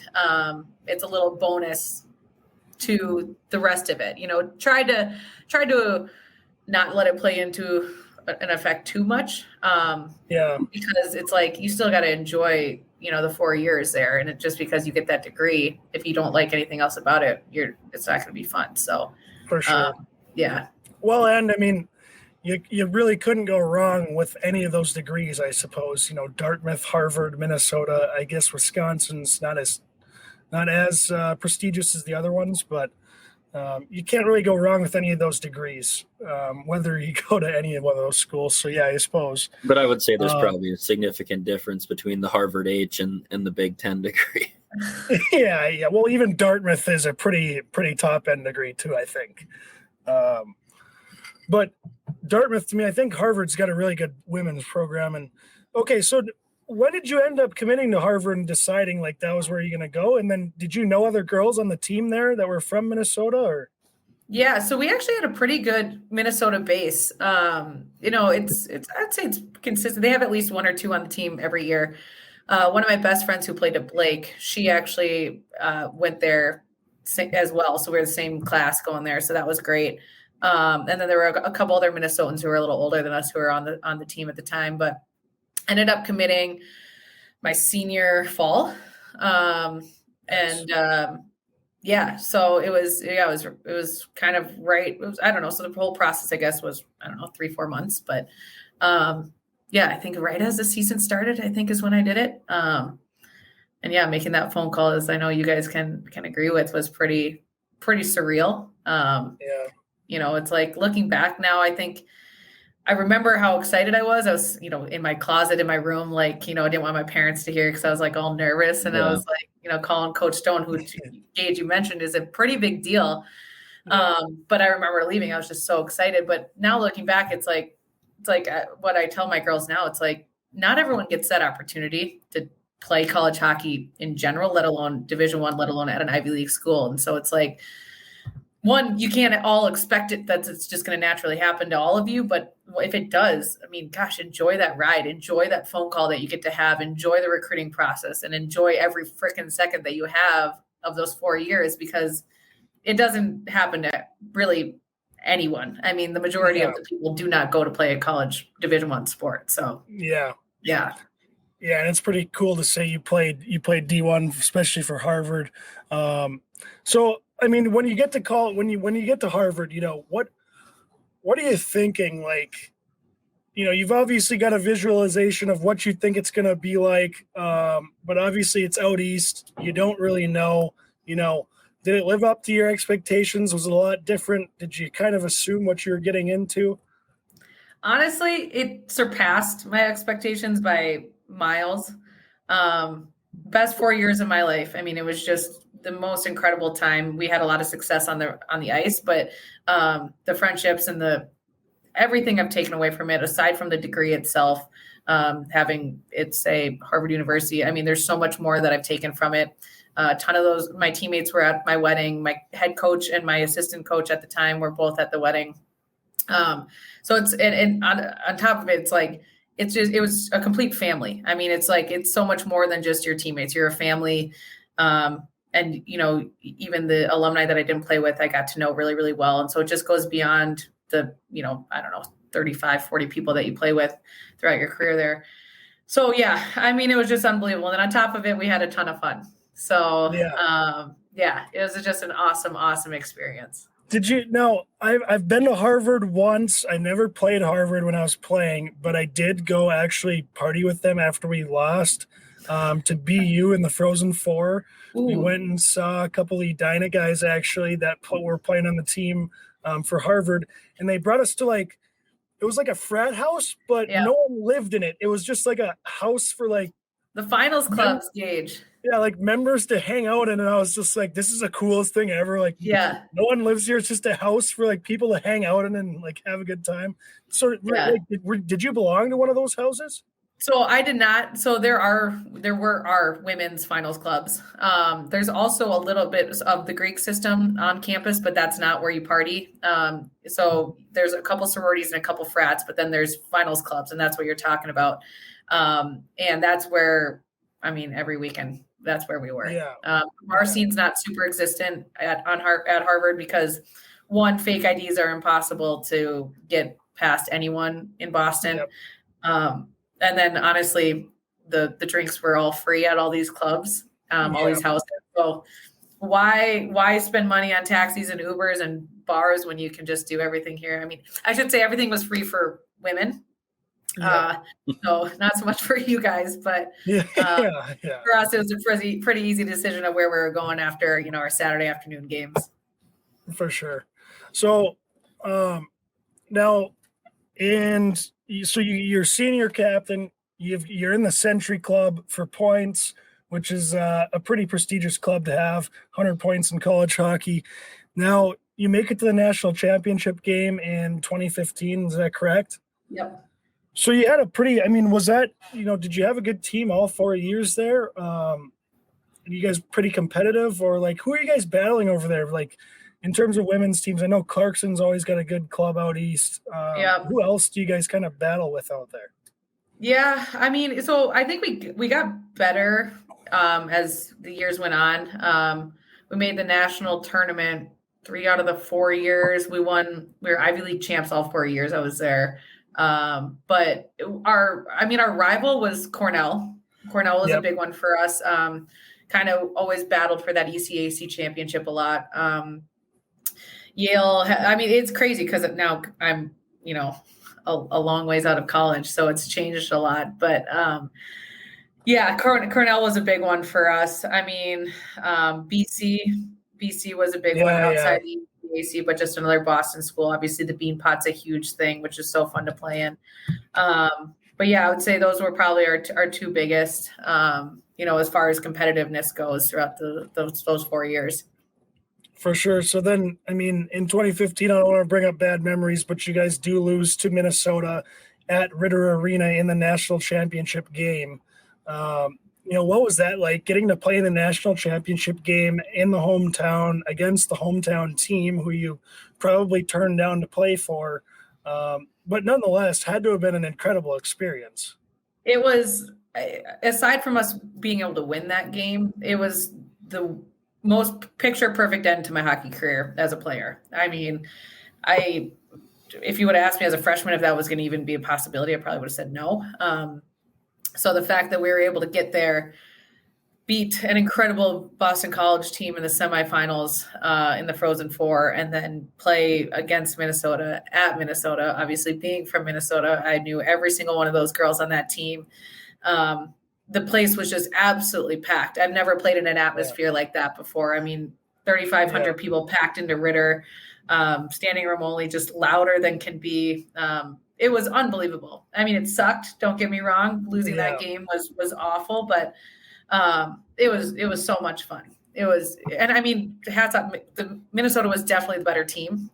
We had arguably the best goalie in the country that year, and she's a big reason why we were able to get there. But I mean, we had talent, but we weren't ever like, oh yeah, this girl's like, we had, well, I shouldn't say that we had 4 Olympians on our team, but Minnesota probably had like 10, so. So, I mean, it was fun. It was awesome. Yeah. So when that game ends, like, your last game comes to an end as a player, did you kind of know that was your last, hurrah playing, or did you still have, Olympic hopes where you could try out? Honestly, at that point you guys know it's a full-time job. I mean, it's exhausting. It's taxing on your body. So once that spring came along and I wasn't doing the team spring lifts, I was like, okay, this is like pretty nice to like be a normal person and be a normal college kid for a little bit. And I got invited to the Olympic tryouts going into my freshman year. And I had been there, done that. And I was like, I'm not going to be one of those people that all of a sudden now post college is going to get back on their radar if I wasn't. So yeah. If anything, I would have gone to Europe to play. I had a couple girlfriends who did that, but the UMD job kind of fell into my lap. And so, how did that happen? Yeah. So your assistant coach at Harvard eventually goes and head coaches for Duluth. And then that's, did she have to convince you to take the job, or is that kind of, you were like, what, this is a good opportunity. I'm going to go do this. This sounds fun. Yeah, no, definitely didn't have to convince me. We kind of had to convince, or she had to convince UMD because I was 22 years old. They're like, what the hell are we going to do with this 22-year-old coming into a Division I top 10 program? So she had to convince them a little bit to take a risk on me. But it kind of, we had this conversation randomly. She had all the seniors over to her apartment or condo after the season for, some drinks and dinner. And we were just kind of talking, and she was like, what are you going to do? And I was like, I don't know. My plan was to go back to school and do this whole psych thing. And then I realized it was going to take me 7 years to do what I wanted to do. And I was like, not now. So she was like, what about coaching? I thought she was like messing with me. Like what? I've coached like little kids. I've done that, but I really don't have coaching experience. And you guys know, not every good player makes a good coach. So it's like, I don't know. I guess. So then, a couple more beers later, and it's like this very serious conversation. And then we chatted a couple weeks later, and before I know it, I was getting ready and prepared for the interview. So, that's pretty crazy. Yeah. I was going to ask you get right out of college and then you start coaching. Like, now, obviously you've had to have had some pretty good coaches coming up, but like, I just know going from that transition, I would be like, what the hell am I doing? I don't know. I know how to play, but do I know how to coach? Right. How do I get, some of these girls are 21 years old. Like, why are they going to listen to me? Yeah. We had a couple Europeans on the team. They were both older than me. A couple other girls who were like, just like older by months, and I played against a couple of them in high school. It was kind of crazy, like looking back, I'm like it's wild, but I earned the respect pretty quick from him, just trying to set that tone and that line with him. But I also was that second assistant that was like there for the moral support. Like, let's chat, let's stay in my office late. Let's, if you have issues with coach, you come to me, don't bother her with it. If you have issues with playing time, like kind of the therapist as well. So that worked out really well. And I actually, I saw 6 girls I coached at UMD. I had like 5 of them playing at the Whitecaps game on Sunday. A couple Canadians who I hadn't seen in years, and then a couple others. And seeing them and then talking to them again, it was like, gosh, that year was super special to me. But it was also, it sounds like, hopefully I made an impact on their lives too, even though I was 22, and maybe wasn't the head honcho, the X's and O's, person that they came to for every hockey piece, but it was more than that. So, it was just weird though. Cause like I was a 22-year-old living in Duluth, and the other assistant coach is one of my best friends. She was at Harvard with me, but she's from Duluth. So she had her little posse. Head coach had her wife. So she had I'm single in Duluth. I'm like, well, I guess, I want to go to like grandma's maybe, if I'm like friends of, but I can't go to grandma's because all my players are at grandma's. And so it's it got a little lonely, like not to sound like sappy, but it was like, for sure. Like, I don't know what to do up here really other than hockey and find a bar or a restaurant, because it's too freaking cold up there in the winter to do anything else. So, but well, and now, obviously you're the head honcho, you're the head coach, which you already mentioned is a much different job. Like, as an assistant, you're more of a friend of the players. You're there to make them feel comfortable and kind of help them along the way. And then all of a sudden, as a head coach, you're not there to be their friend. You're there to, do a job, make sure the team's doing well, and obviously get the most out of your players. It's a different deal. Now you obviously go to Edina in 2016. I think you're in your 7th year coaching as the head coach there. When you take that job, how much are you taking from those coaches that you had just played for, Katie Stone and Harvard and Laura Crowell, is that right? Maura Crowell. Yeah. Maura Crowell. Yeah. So how much are you taking from these two and like kind of, okay, I liked what she did there. I'm going to try to act like this in this situation, or, is that kind of where you learned how to be a head coach? Yeah. I mean, for your long answer short, absolutely. And someone actually just asked me this question yesterday, talking about some state stuff, and 100%. I mean, I joke around with, if you play for us and then you go on to play at Harvard or play at UMD under Katie or Maura, you're going to basically know every drill that they're going to throw at you. You're going to know a lot of the systems, a lot of the face-offs, a lot of the little things that I say and do that are, repetitive, that the girls make fun of me for. If you go on to play for one of those 2 programs, you're going to see a lot of the same stuff. And so that's a testament to them and how much I've learned from them. And obviously it's allowed us to have success. So they've both had tremendous success at the college level and being college coaches. And so why wouldn't I take that from them? Not only is it really all that I know for the past, X amount of years, but it's worked for them. And so why not see if it works for us? And obviously, it's worked for Purpur and I for, the past 7 years. So for sure. Yeah. So like, so now you are coaching Edina. A lot of your players, like you said, are going on to play college. Now you do have ties to Harvard and Duluth. Are some of these other schools like, you got St. Cloud and Wisconsin and Minnesota coming around like, and we like these players, like, are they kind of like, is she going to push them to Harvard and Duluth? Like, are you poking some of these girls and like, I know you're choosing between Harvard and Minnesota. Just know, Harvard's, like it's a little better here, but no, I mean, I try to do my very best to not be biased at all. If they ask me questions about those 2 programs, obviously I know the ins and outs of both of them pretty well. So I just know more details of it, but with that being said, absolutely not. And someone said that right when I took over, 7 years ago, they were like, well, now I'm screwed of getting any of your players. I'm like, what? No, like, it's not my college process. It's not my recruiting process. Yeah. It's their journey. Like I know every single college coach in the country. I know most of the programs pretty well. We've had players play a ton of them.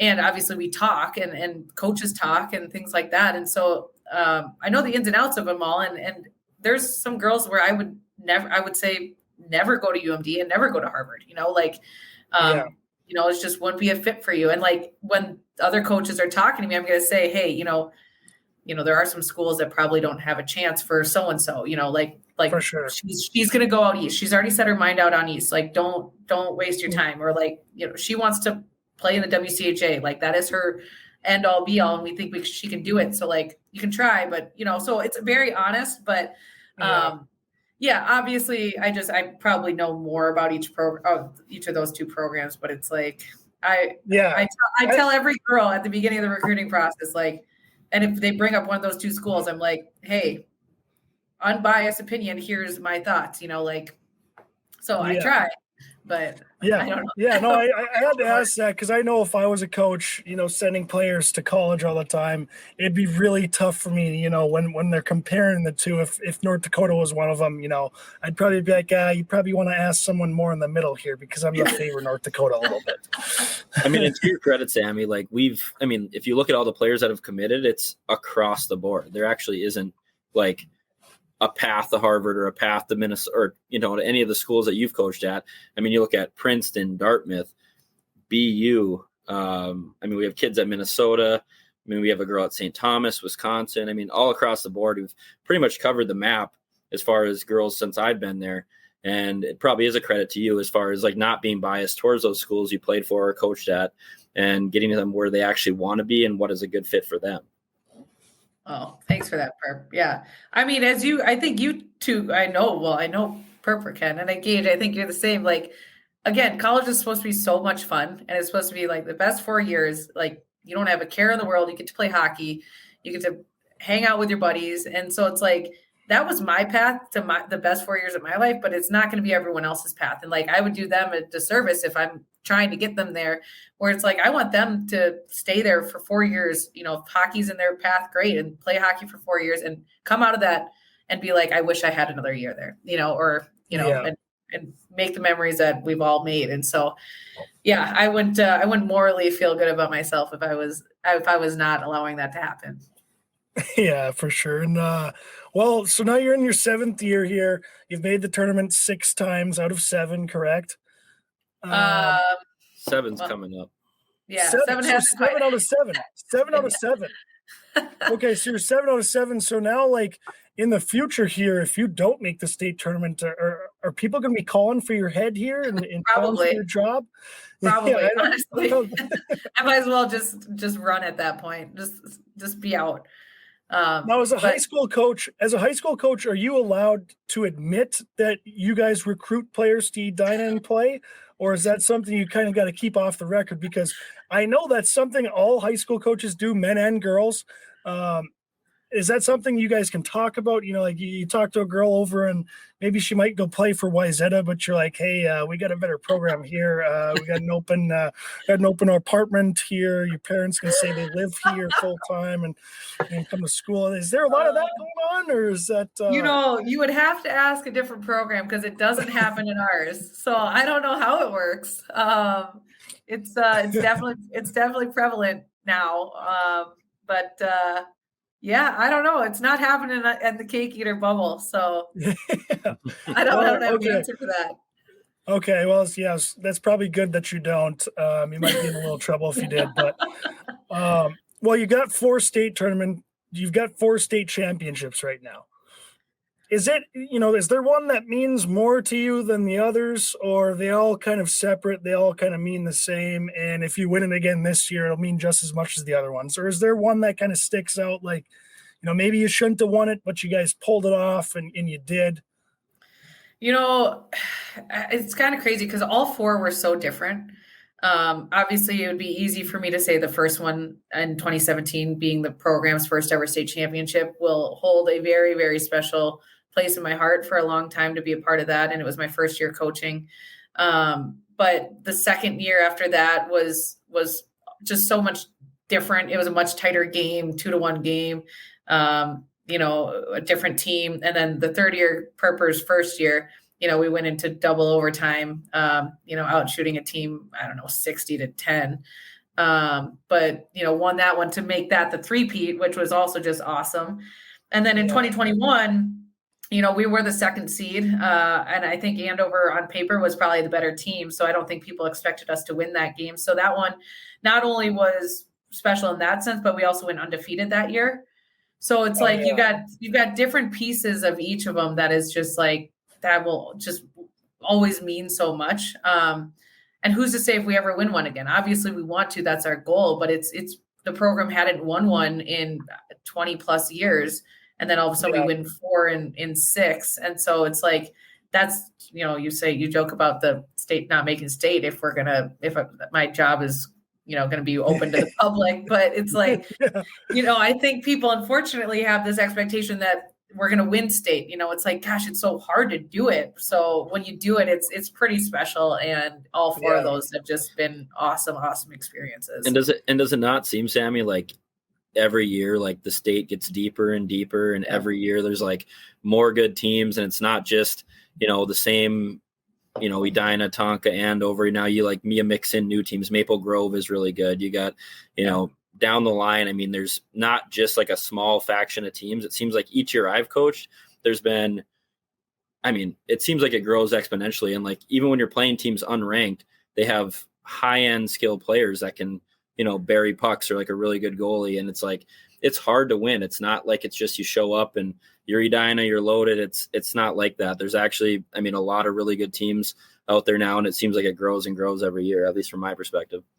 For sure. And I think that's even if I don't know how the Storm will, do for fans getting to the X this weekend, but like, even if you get to the state tournament and you watch our games live, you see more and more bodies in the stands every year. So to Perp's point, it's like the game has just grown exponentially. It continues to grow every year. The parity this year, if you look at the top 4 seeds in the state tournament, I think you can pinpoint something on each of those teams of why they could easily win. Not easily, they could win this state tournament, Whereas in years past, it's been usually the 1-2 seed. It's like us, Andover, us, Minnetonka, Andover. It's like, it's been kind of us 3 for the past 3 or 4 years. And now it's like, it's anyone's game, in my opinion. So the game has grown in general from skill wise, but it's actually fun to watch from other people's perspectives. When I start to meet people and they actually just come to watch a game, they're like my colleagues. I work with all guys, and they're, a lot of them haven't been to a girls hockey game in years. They all came to the section semifinal game, and they're like, that was unreal. So much fun, so cool, like high pace, physical, all this stuff. So yeah, it's not easy to win them. But I would rather have the game continue to grow the way that's going than for us to win 10 more state championships easily, make it fun, make it competitive for everyone. Well, and one thing you don't see, especially with like girls hockey, is like some of these sections are loaded, right? So like you watch the state tournament and like all the teams are good. Everyone who makes it qualifies as like a good team for a reason, good goalie, good players, whatever the reason may be. But like some of these sections, some of these teams that don't even make it out of the sections could make noise at the state tournament. So like you're seeing these top teams, whatever, at the state tournament, but there's like 10 others that if they got in could make noise in some way or another, or you'd see upsets. So like it's deeper than it might even appear on a state tournament level for the casual person that just tunes in at the end of the year. Like if you tune into sections or just regular season and looked at scores and, kind of how games are throughout the year, like you'd see a lot of good teams, a lot of good players. And like, it really has shown how much the game has grown. And it would be cool. I always tell Sami this and she just rolls her eyes, but I'm like, if they could ever figure out a way to have the girls tournament be like a 16 team, you win your section. Yeah, like a March Madness. Yeah, almost type. like. Well, and hold on, before the viewers think that I'm not for this, I'm 1000% for this. It's just never going to happen. Right.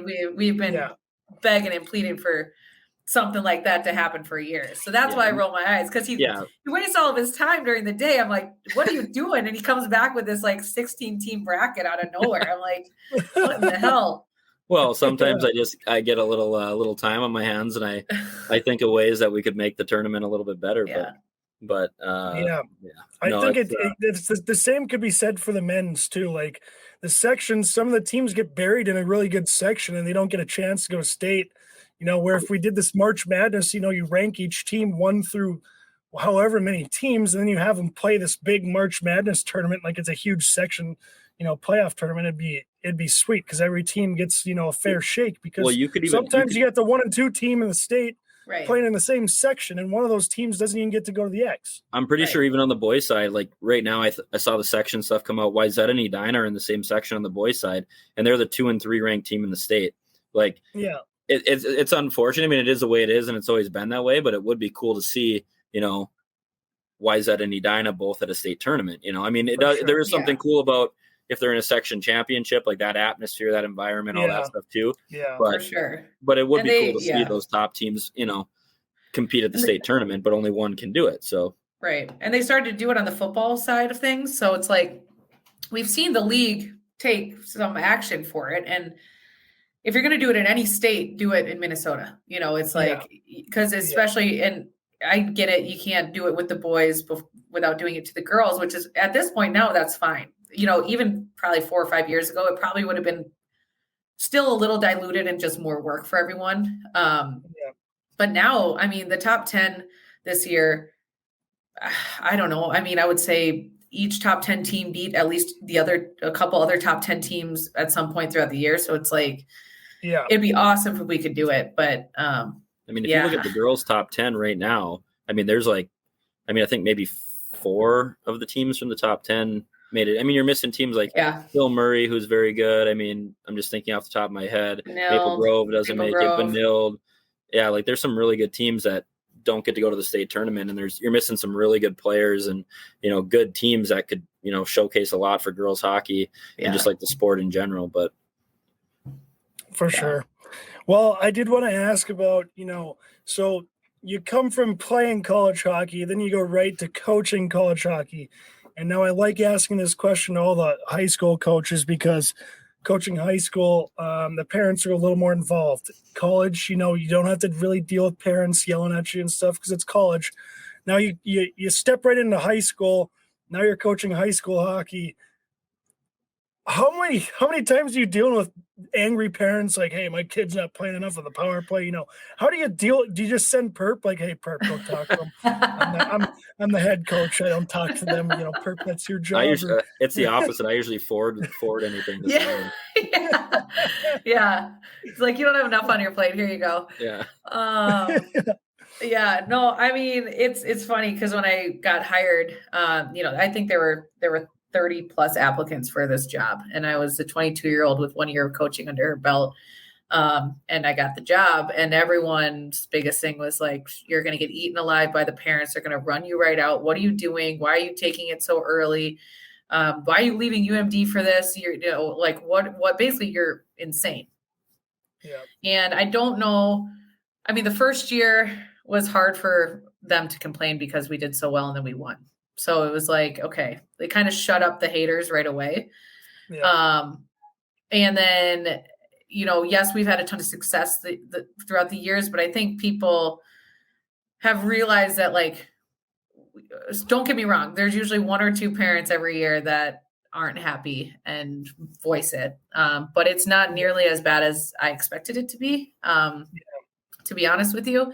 And I think part of it is, so like in our program as a coaching staff, we do our very best to make these girls happy and enjoy coming to the rink, and we put them first above anything else. And so I think, some parents, yes, while they are probably mad about playing time at some point, they've come to us in certain aspects and certain situations, but it's been minimal to an extent. Some of them, when they do pop out, are really bad. Full disclosure, it's like we're not human and they just want to just berate us. And it sucks. Yeah. I almost want to coach. I want to coach high school just to have parents come up to me and then just to tell them, like, you want to know why your kid's not playing? It's because you're in my office right now Right. saying they don't have enough ice time. You know, that's why. Right. And that I will, yeah, for sure. I mean, and it's so much easier said than done. I think everyone wants Yeah. to do that. But I do have a pretty strict communication policy that, you know, if they want to talk hockey, their kid's going to be involved in the conversation. So any email, text, voicemail that they want to send regarding hockey, you know, it's their kid's informed of it. And if we want to sit down and have that conversation with your kid in the room, great. Because this isn't, I'm not coaching their parent, I'm coaching them. And if they're not happy, that concerns me, but I don't really care if the parent's not happy, if the kid's happy. So it's like, you know, it's setting that boundary right away. I still want to have a relationship with these parents because I 99% of them are incredible, you know, supporters of ours. And, you know, it's like, it'd be a waste not to get to know them. So we love them and we want to get to know them. It's just, it sucks when you get that one bad egg that it's like, For sure. man, you know, it's, yeah, but great networking coaching Edina too. I always told Perp that I'm like, Perp, you're gonna get rich off this. You know, like you're gonna meet some big wigs. It hasn't happened yet. I'm still waiting for that elusive phone call that somebody offers me the massive job. But yeah, like, hey, I'm stepping down as CEO of Cargill. You want to take it over, Perp? yeah. And Gage, as you're talking, I mean, we might just send the bad eggs to you. Sounds like you're ready for them. So we'll just forward those right to you. Yeah, talk to our director of player personnel. He handles all the any inquiries on ice time or just send me some clips of the player playing, and I can tell their parents why they're not playing right from there. Perfect. I don't like their body language. You know, didn't back check hard here. That's gonna cut some ice time. I heard they don't pay attention during pregame meeting. Do you hear about Perp's pregame meeting? Does he know about your forward meeting?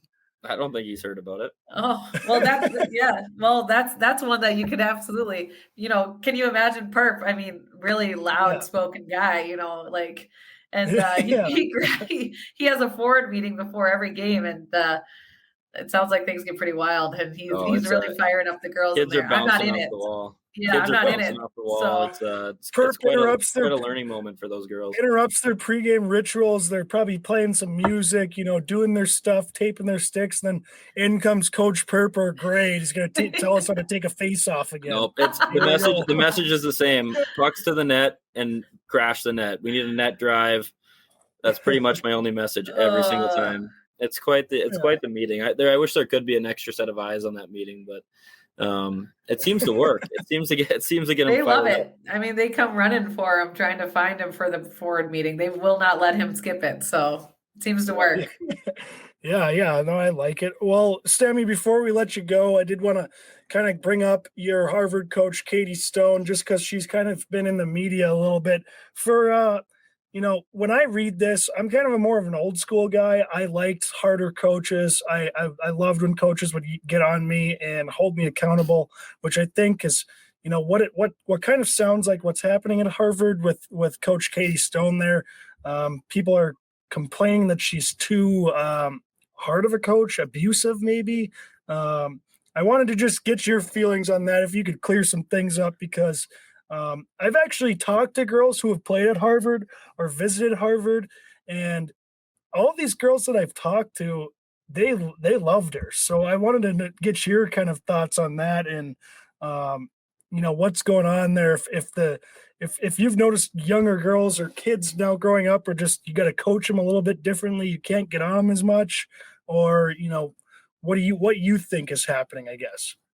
Yeah, I mean. You probably know what my opinion is going to be, considering Katie was at my wedding. So that says enough right there, but it's a very fabricated article. And it's completely one-sided. I mean, they interviewed, I don't know, they say 16 of people who have complaints. She's coached well over, I don't know, hundreds and hundreds of women. And there was well over 100 alumni who were not in favor of this article coming out. And so it's just, you know, it's they see one side of the story. And if you look at the years of, you know, to your point, Gage, you know, we all take mental health very, very seriously. And and I wasn't one who had that effect, from her. And so I'm not going to speak for them on that side. But if you look at the age of, who these other alumni who were part of the article, there's no one older than 2015. Of graduating class of 2015. I think it might even be not even older than 2016. So, you look at the society we live in and things like that. And one thing leads to another, and the can of worms is opened up. And unfortunately, these 16 players had a bad experience that they felt necessary to, publicize. If I would to ever describe Katie Stone's impact on my life or what she's done for that program over her 30 years there, abusive would never, ever come to even fruition at all. Like that wouldn't even cross my mind. Which it sucks. I mean, she's one of the most impactful coaches to ever come through women's hockey. And she has created a program there that has a tradition unlike any other in the country. And it sucks that, as she's probably coming to the tail end of her career, coaching career in general, that now it's kind of her reputation's been tainted by this article, which sucks. And as a supportive alumni, it's hard to hear, it's hard to see, because there is no article to defend her. There's just an article to rip her apart. And no one would read the article that's defending her because that's exactly. You're not going to have this crazy headline that says a culture of fear. A culture of happiness. Everyone's going to be like, yeah, skip that. So it's hard to see. And I actually appreciate when people ask my opinion about it. It actually hasn't traveled to Minnesota as much as obviously it has out east. So I haven't gotten approached by it too much, but I appreciate when people ask because I want them to hear the other side of it. And yes, I'm one voice, but I have an email chain of hundreds of other alumni who would say the exact same thing that I'm saying. And so, we feel for her. It sucks. Social media is such an impactful thing these days, obviously. And it's just a bummer. I'm sure I'm not going to speak for you guys, but, I know that there are other programs out there that have been more intense than what the program she has led to be. And you're not hearing about those programs in the articles, so, no. So it's like, it's just crazy. And I do wonder, if she wasn't, if there was something legitimately that needed to be, publicized 100%, like get that out there. Let's get it fixed. Sure. But I don't believe there were. And I also wonder if she didn't coach at Harvard, would this be as big of a deal in the news, as it is, but I wanted to bring it up just because I did read the article, and to me, obviously I don't want to. Yes, mental health is a thing, but one of the quotes was, it was very emotionally damaging after a couple practices, and I'm like, well, I mean, that's every coach I've ever had has been a little emotionally damaging. Let's toughen up a little bit. Be like, our coaches are going to yell at us when we're shitty out there. Like, you're probably not going to feel good at it after it. You're not supposed to feel good. You're supposed to be like, gosh, I feel like shit. I should probably try harder. So I was just reading a lot of those things. I thought it was a little bit of just, how things are going with the culture and the temperature of society right now. It's just one of those, it makes me laugh because it's just one of those older coaches who, grew up, obviously was raised probably from a tough parents and now coaches kids with tough love, which I think is what's needed for kids, especially in college. And it's just like, if you brought out, I bet you could find 16 players in 1 year that had bad things to say about Hackstall, or Dean Blaze. And it's like, you caused me emotional damage twice a week, actually. And that's true. I bet they did. I bet you went to bed crying at night, and it was probably good for you at the end of the day. But no, I did want to bring that up just because I thought that, not to say these girls are, bad girls, whoever turned her in, but I just disagreed with it, and I had heard good things. So I did want to bring it up and hear your thoughts on it because now it's something you guys have to deal with as well. You're coaching younger kids, And, the longer you coach, the more you're going to have to change some of the ways you do things. Whether it's, against your will or not. I'm sure it's, the society just changes every year and things get different. And, at some point you're going to have to stop. You're not going to be able to say anything negative to a player after a bad shift, or else they're going to be, damaged for life from it. But, yeah. But anyways, yeah. No, and I mean, you're right. And it's the culture changing in the world and everything. And, the biggest thing is what we're hoping now for is just hopefully it doesn't completely destroy her reputation, because I mean, I could go on and on about that. That would just be heartbreaking. And if there were truth behind it, I don't know every situation. I know some of them. And I know that some are fabricated, and that's just what's annoying is, if you're going to write an article like that, you gotta show both sides of it, at least to an extent. He quotes that I think he said that there's 45 alumni who are, against this coming out, when again, there was well over that. So it's just, that's the frustrating part. And I've talked to her, I've had conversations with her, and, she's obviously one of the strongest people I know. And it's going to be fine, but it's heartbreaking more than anything, for everyone. It's an article that hurts for everyone. And it's like, it just sucks. And it just sucks. It's just what it is. Yeah, it does. I would hate to read something like that on like a guy like Dean Blaze or Gino Gasparini, where I'm sure there's probably much worse things that could be said about those guys and some of the ways they handled some things. But I just think about my college days, and I almost like chuckle. I don't chuckle at that article or anything anybody went through, but I just chuckle thinking about the daily on ice rhetoric that went on at like Northern Michigan practice, and then think about like, when people get like dinged for stuff like this, and like that's not a shot at Walt. That's just how he coached, and like it's just funny. I get a kick out of stuff like that. But I can think of many, not Bubs, but I can think of many Hackstall moments where I'm like, that would have been in an article for the Boston Globe there if they would have got a hold of that one. But yeah, I mean, it's for sure. I think it's just part of coaching. It's part of hockey. Like I think kids could use a little tough love. I hope you guys are giving some tough love to some of these kids sometimes when they need it. I think it's good for everyone every once in a while. I know it was good for me. My dad and my grandpa gave me some tough love. Some of my coaches did, and I'm thankful for it now. So sure. you obviously don't like it during the time. You're like, oh, they're being mean to me. But then you kind of grow up and you're like, oh, that was kind of good for me, right? Yeah, for sure. For sure. Yeah. I mean, you're spot on. I think we've all had it at some point, and Purp and I give it, when necessary, and the other thing is like, being at one of the most grueling schools in the world, there's a lot of pressures. There's a lot of outside pressures that kind of all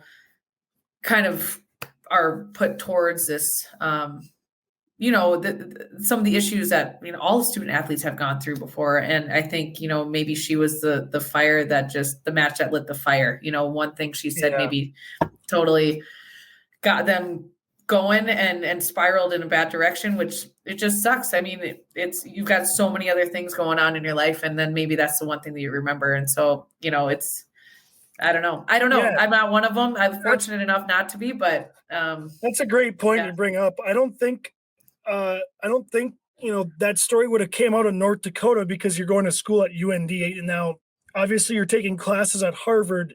That can be, just taking classes at Harvard and, some of those Ivy League schools, there's some stats that come out of students, with depression because of how hard the school is. Yeah. And now you've got hockey to worry about on top of it.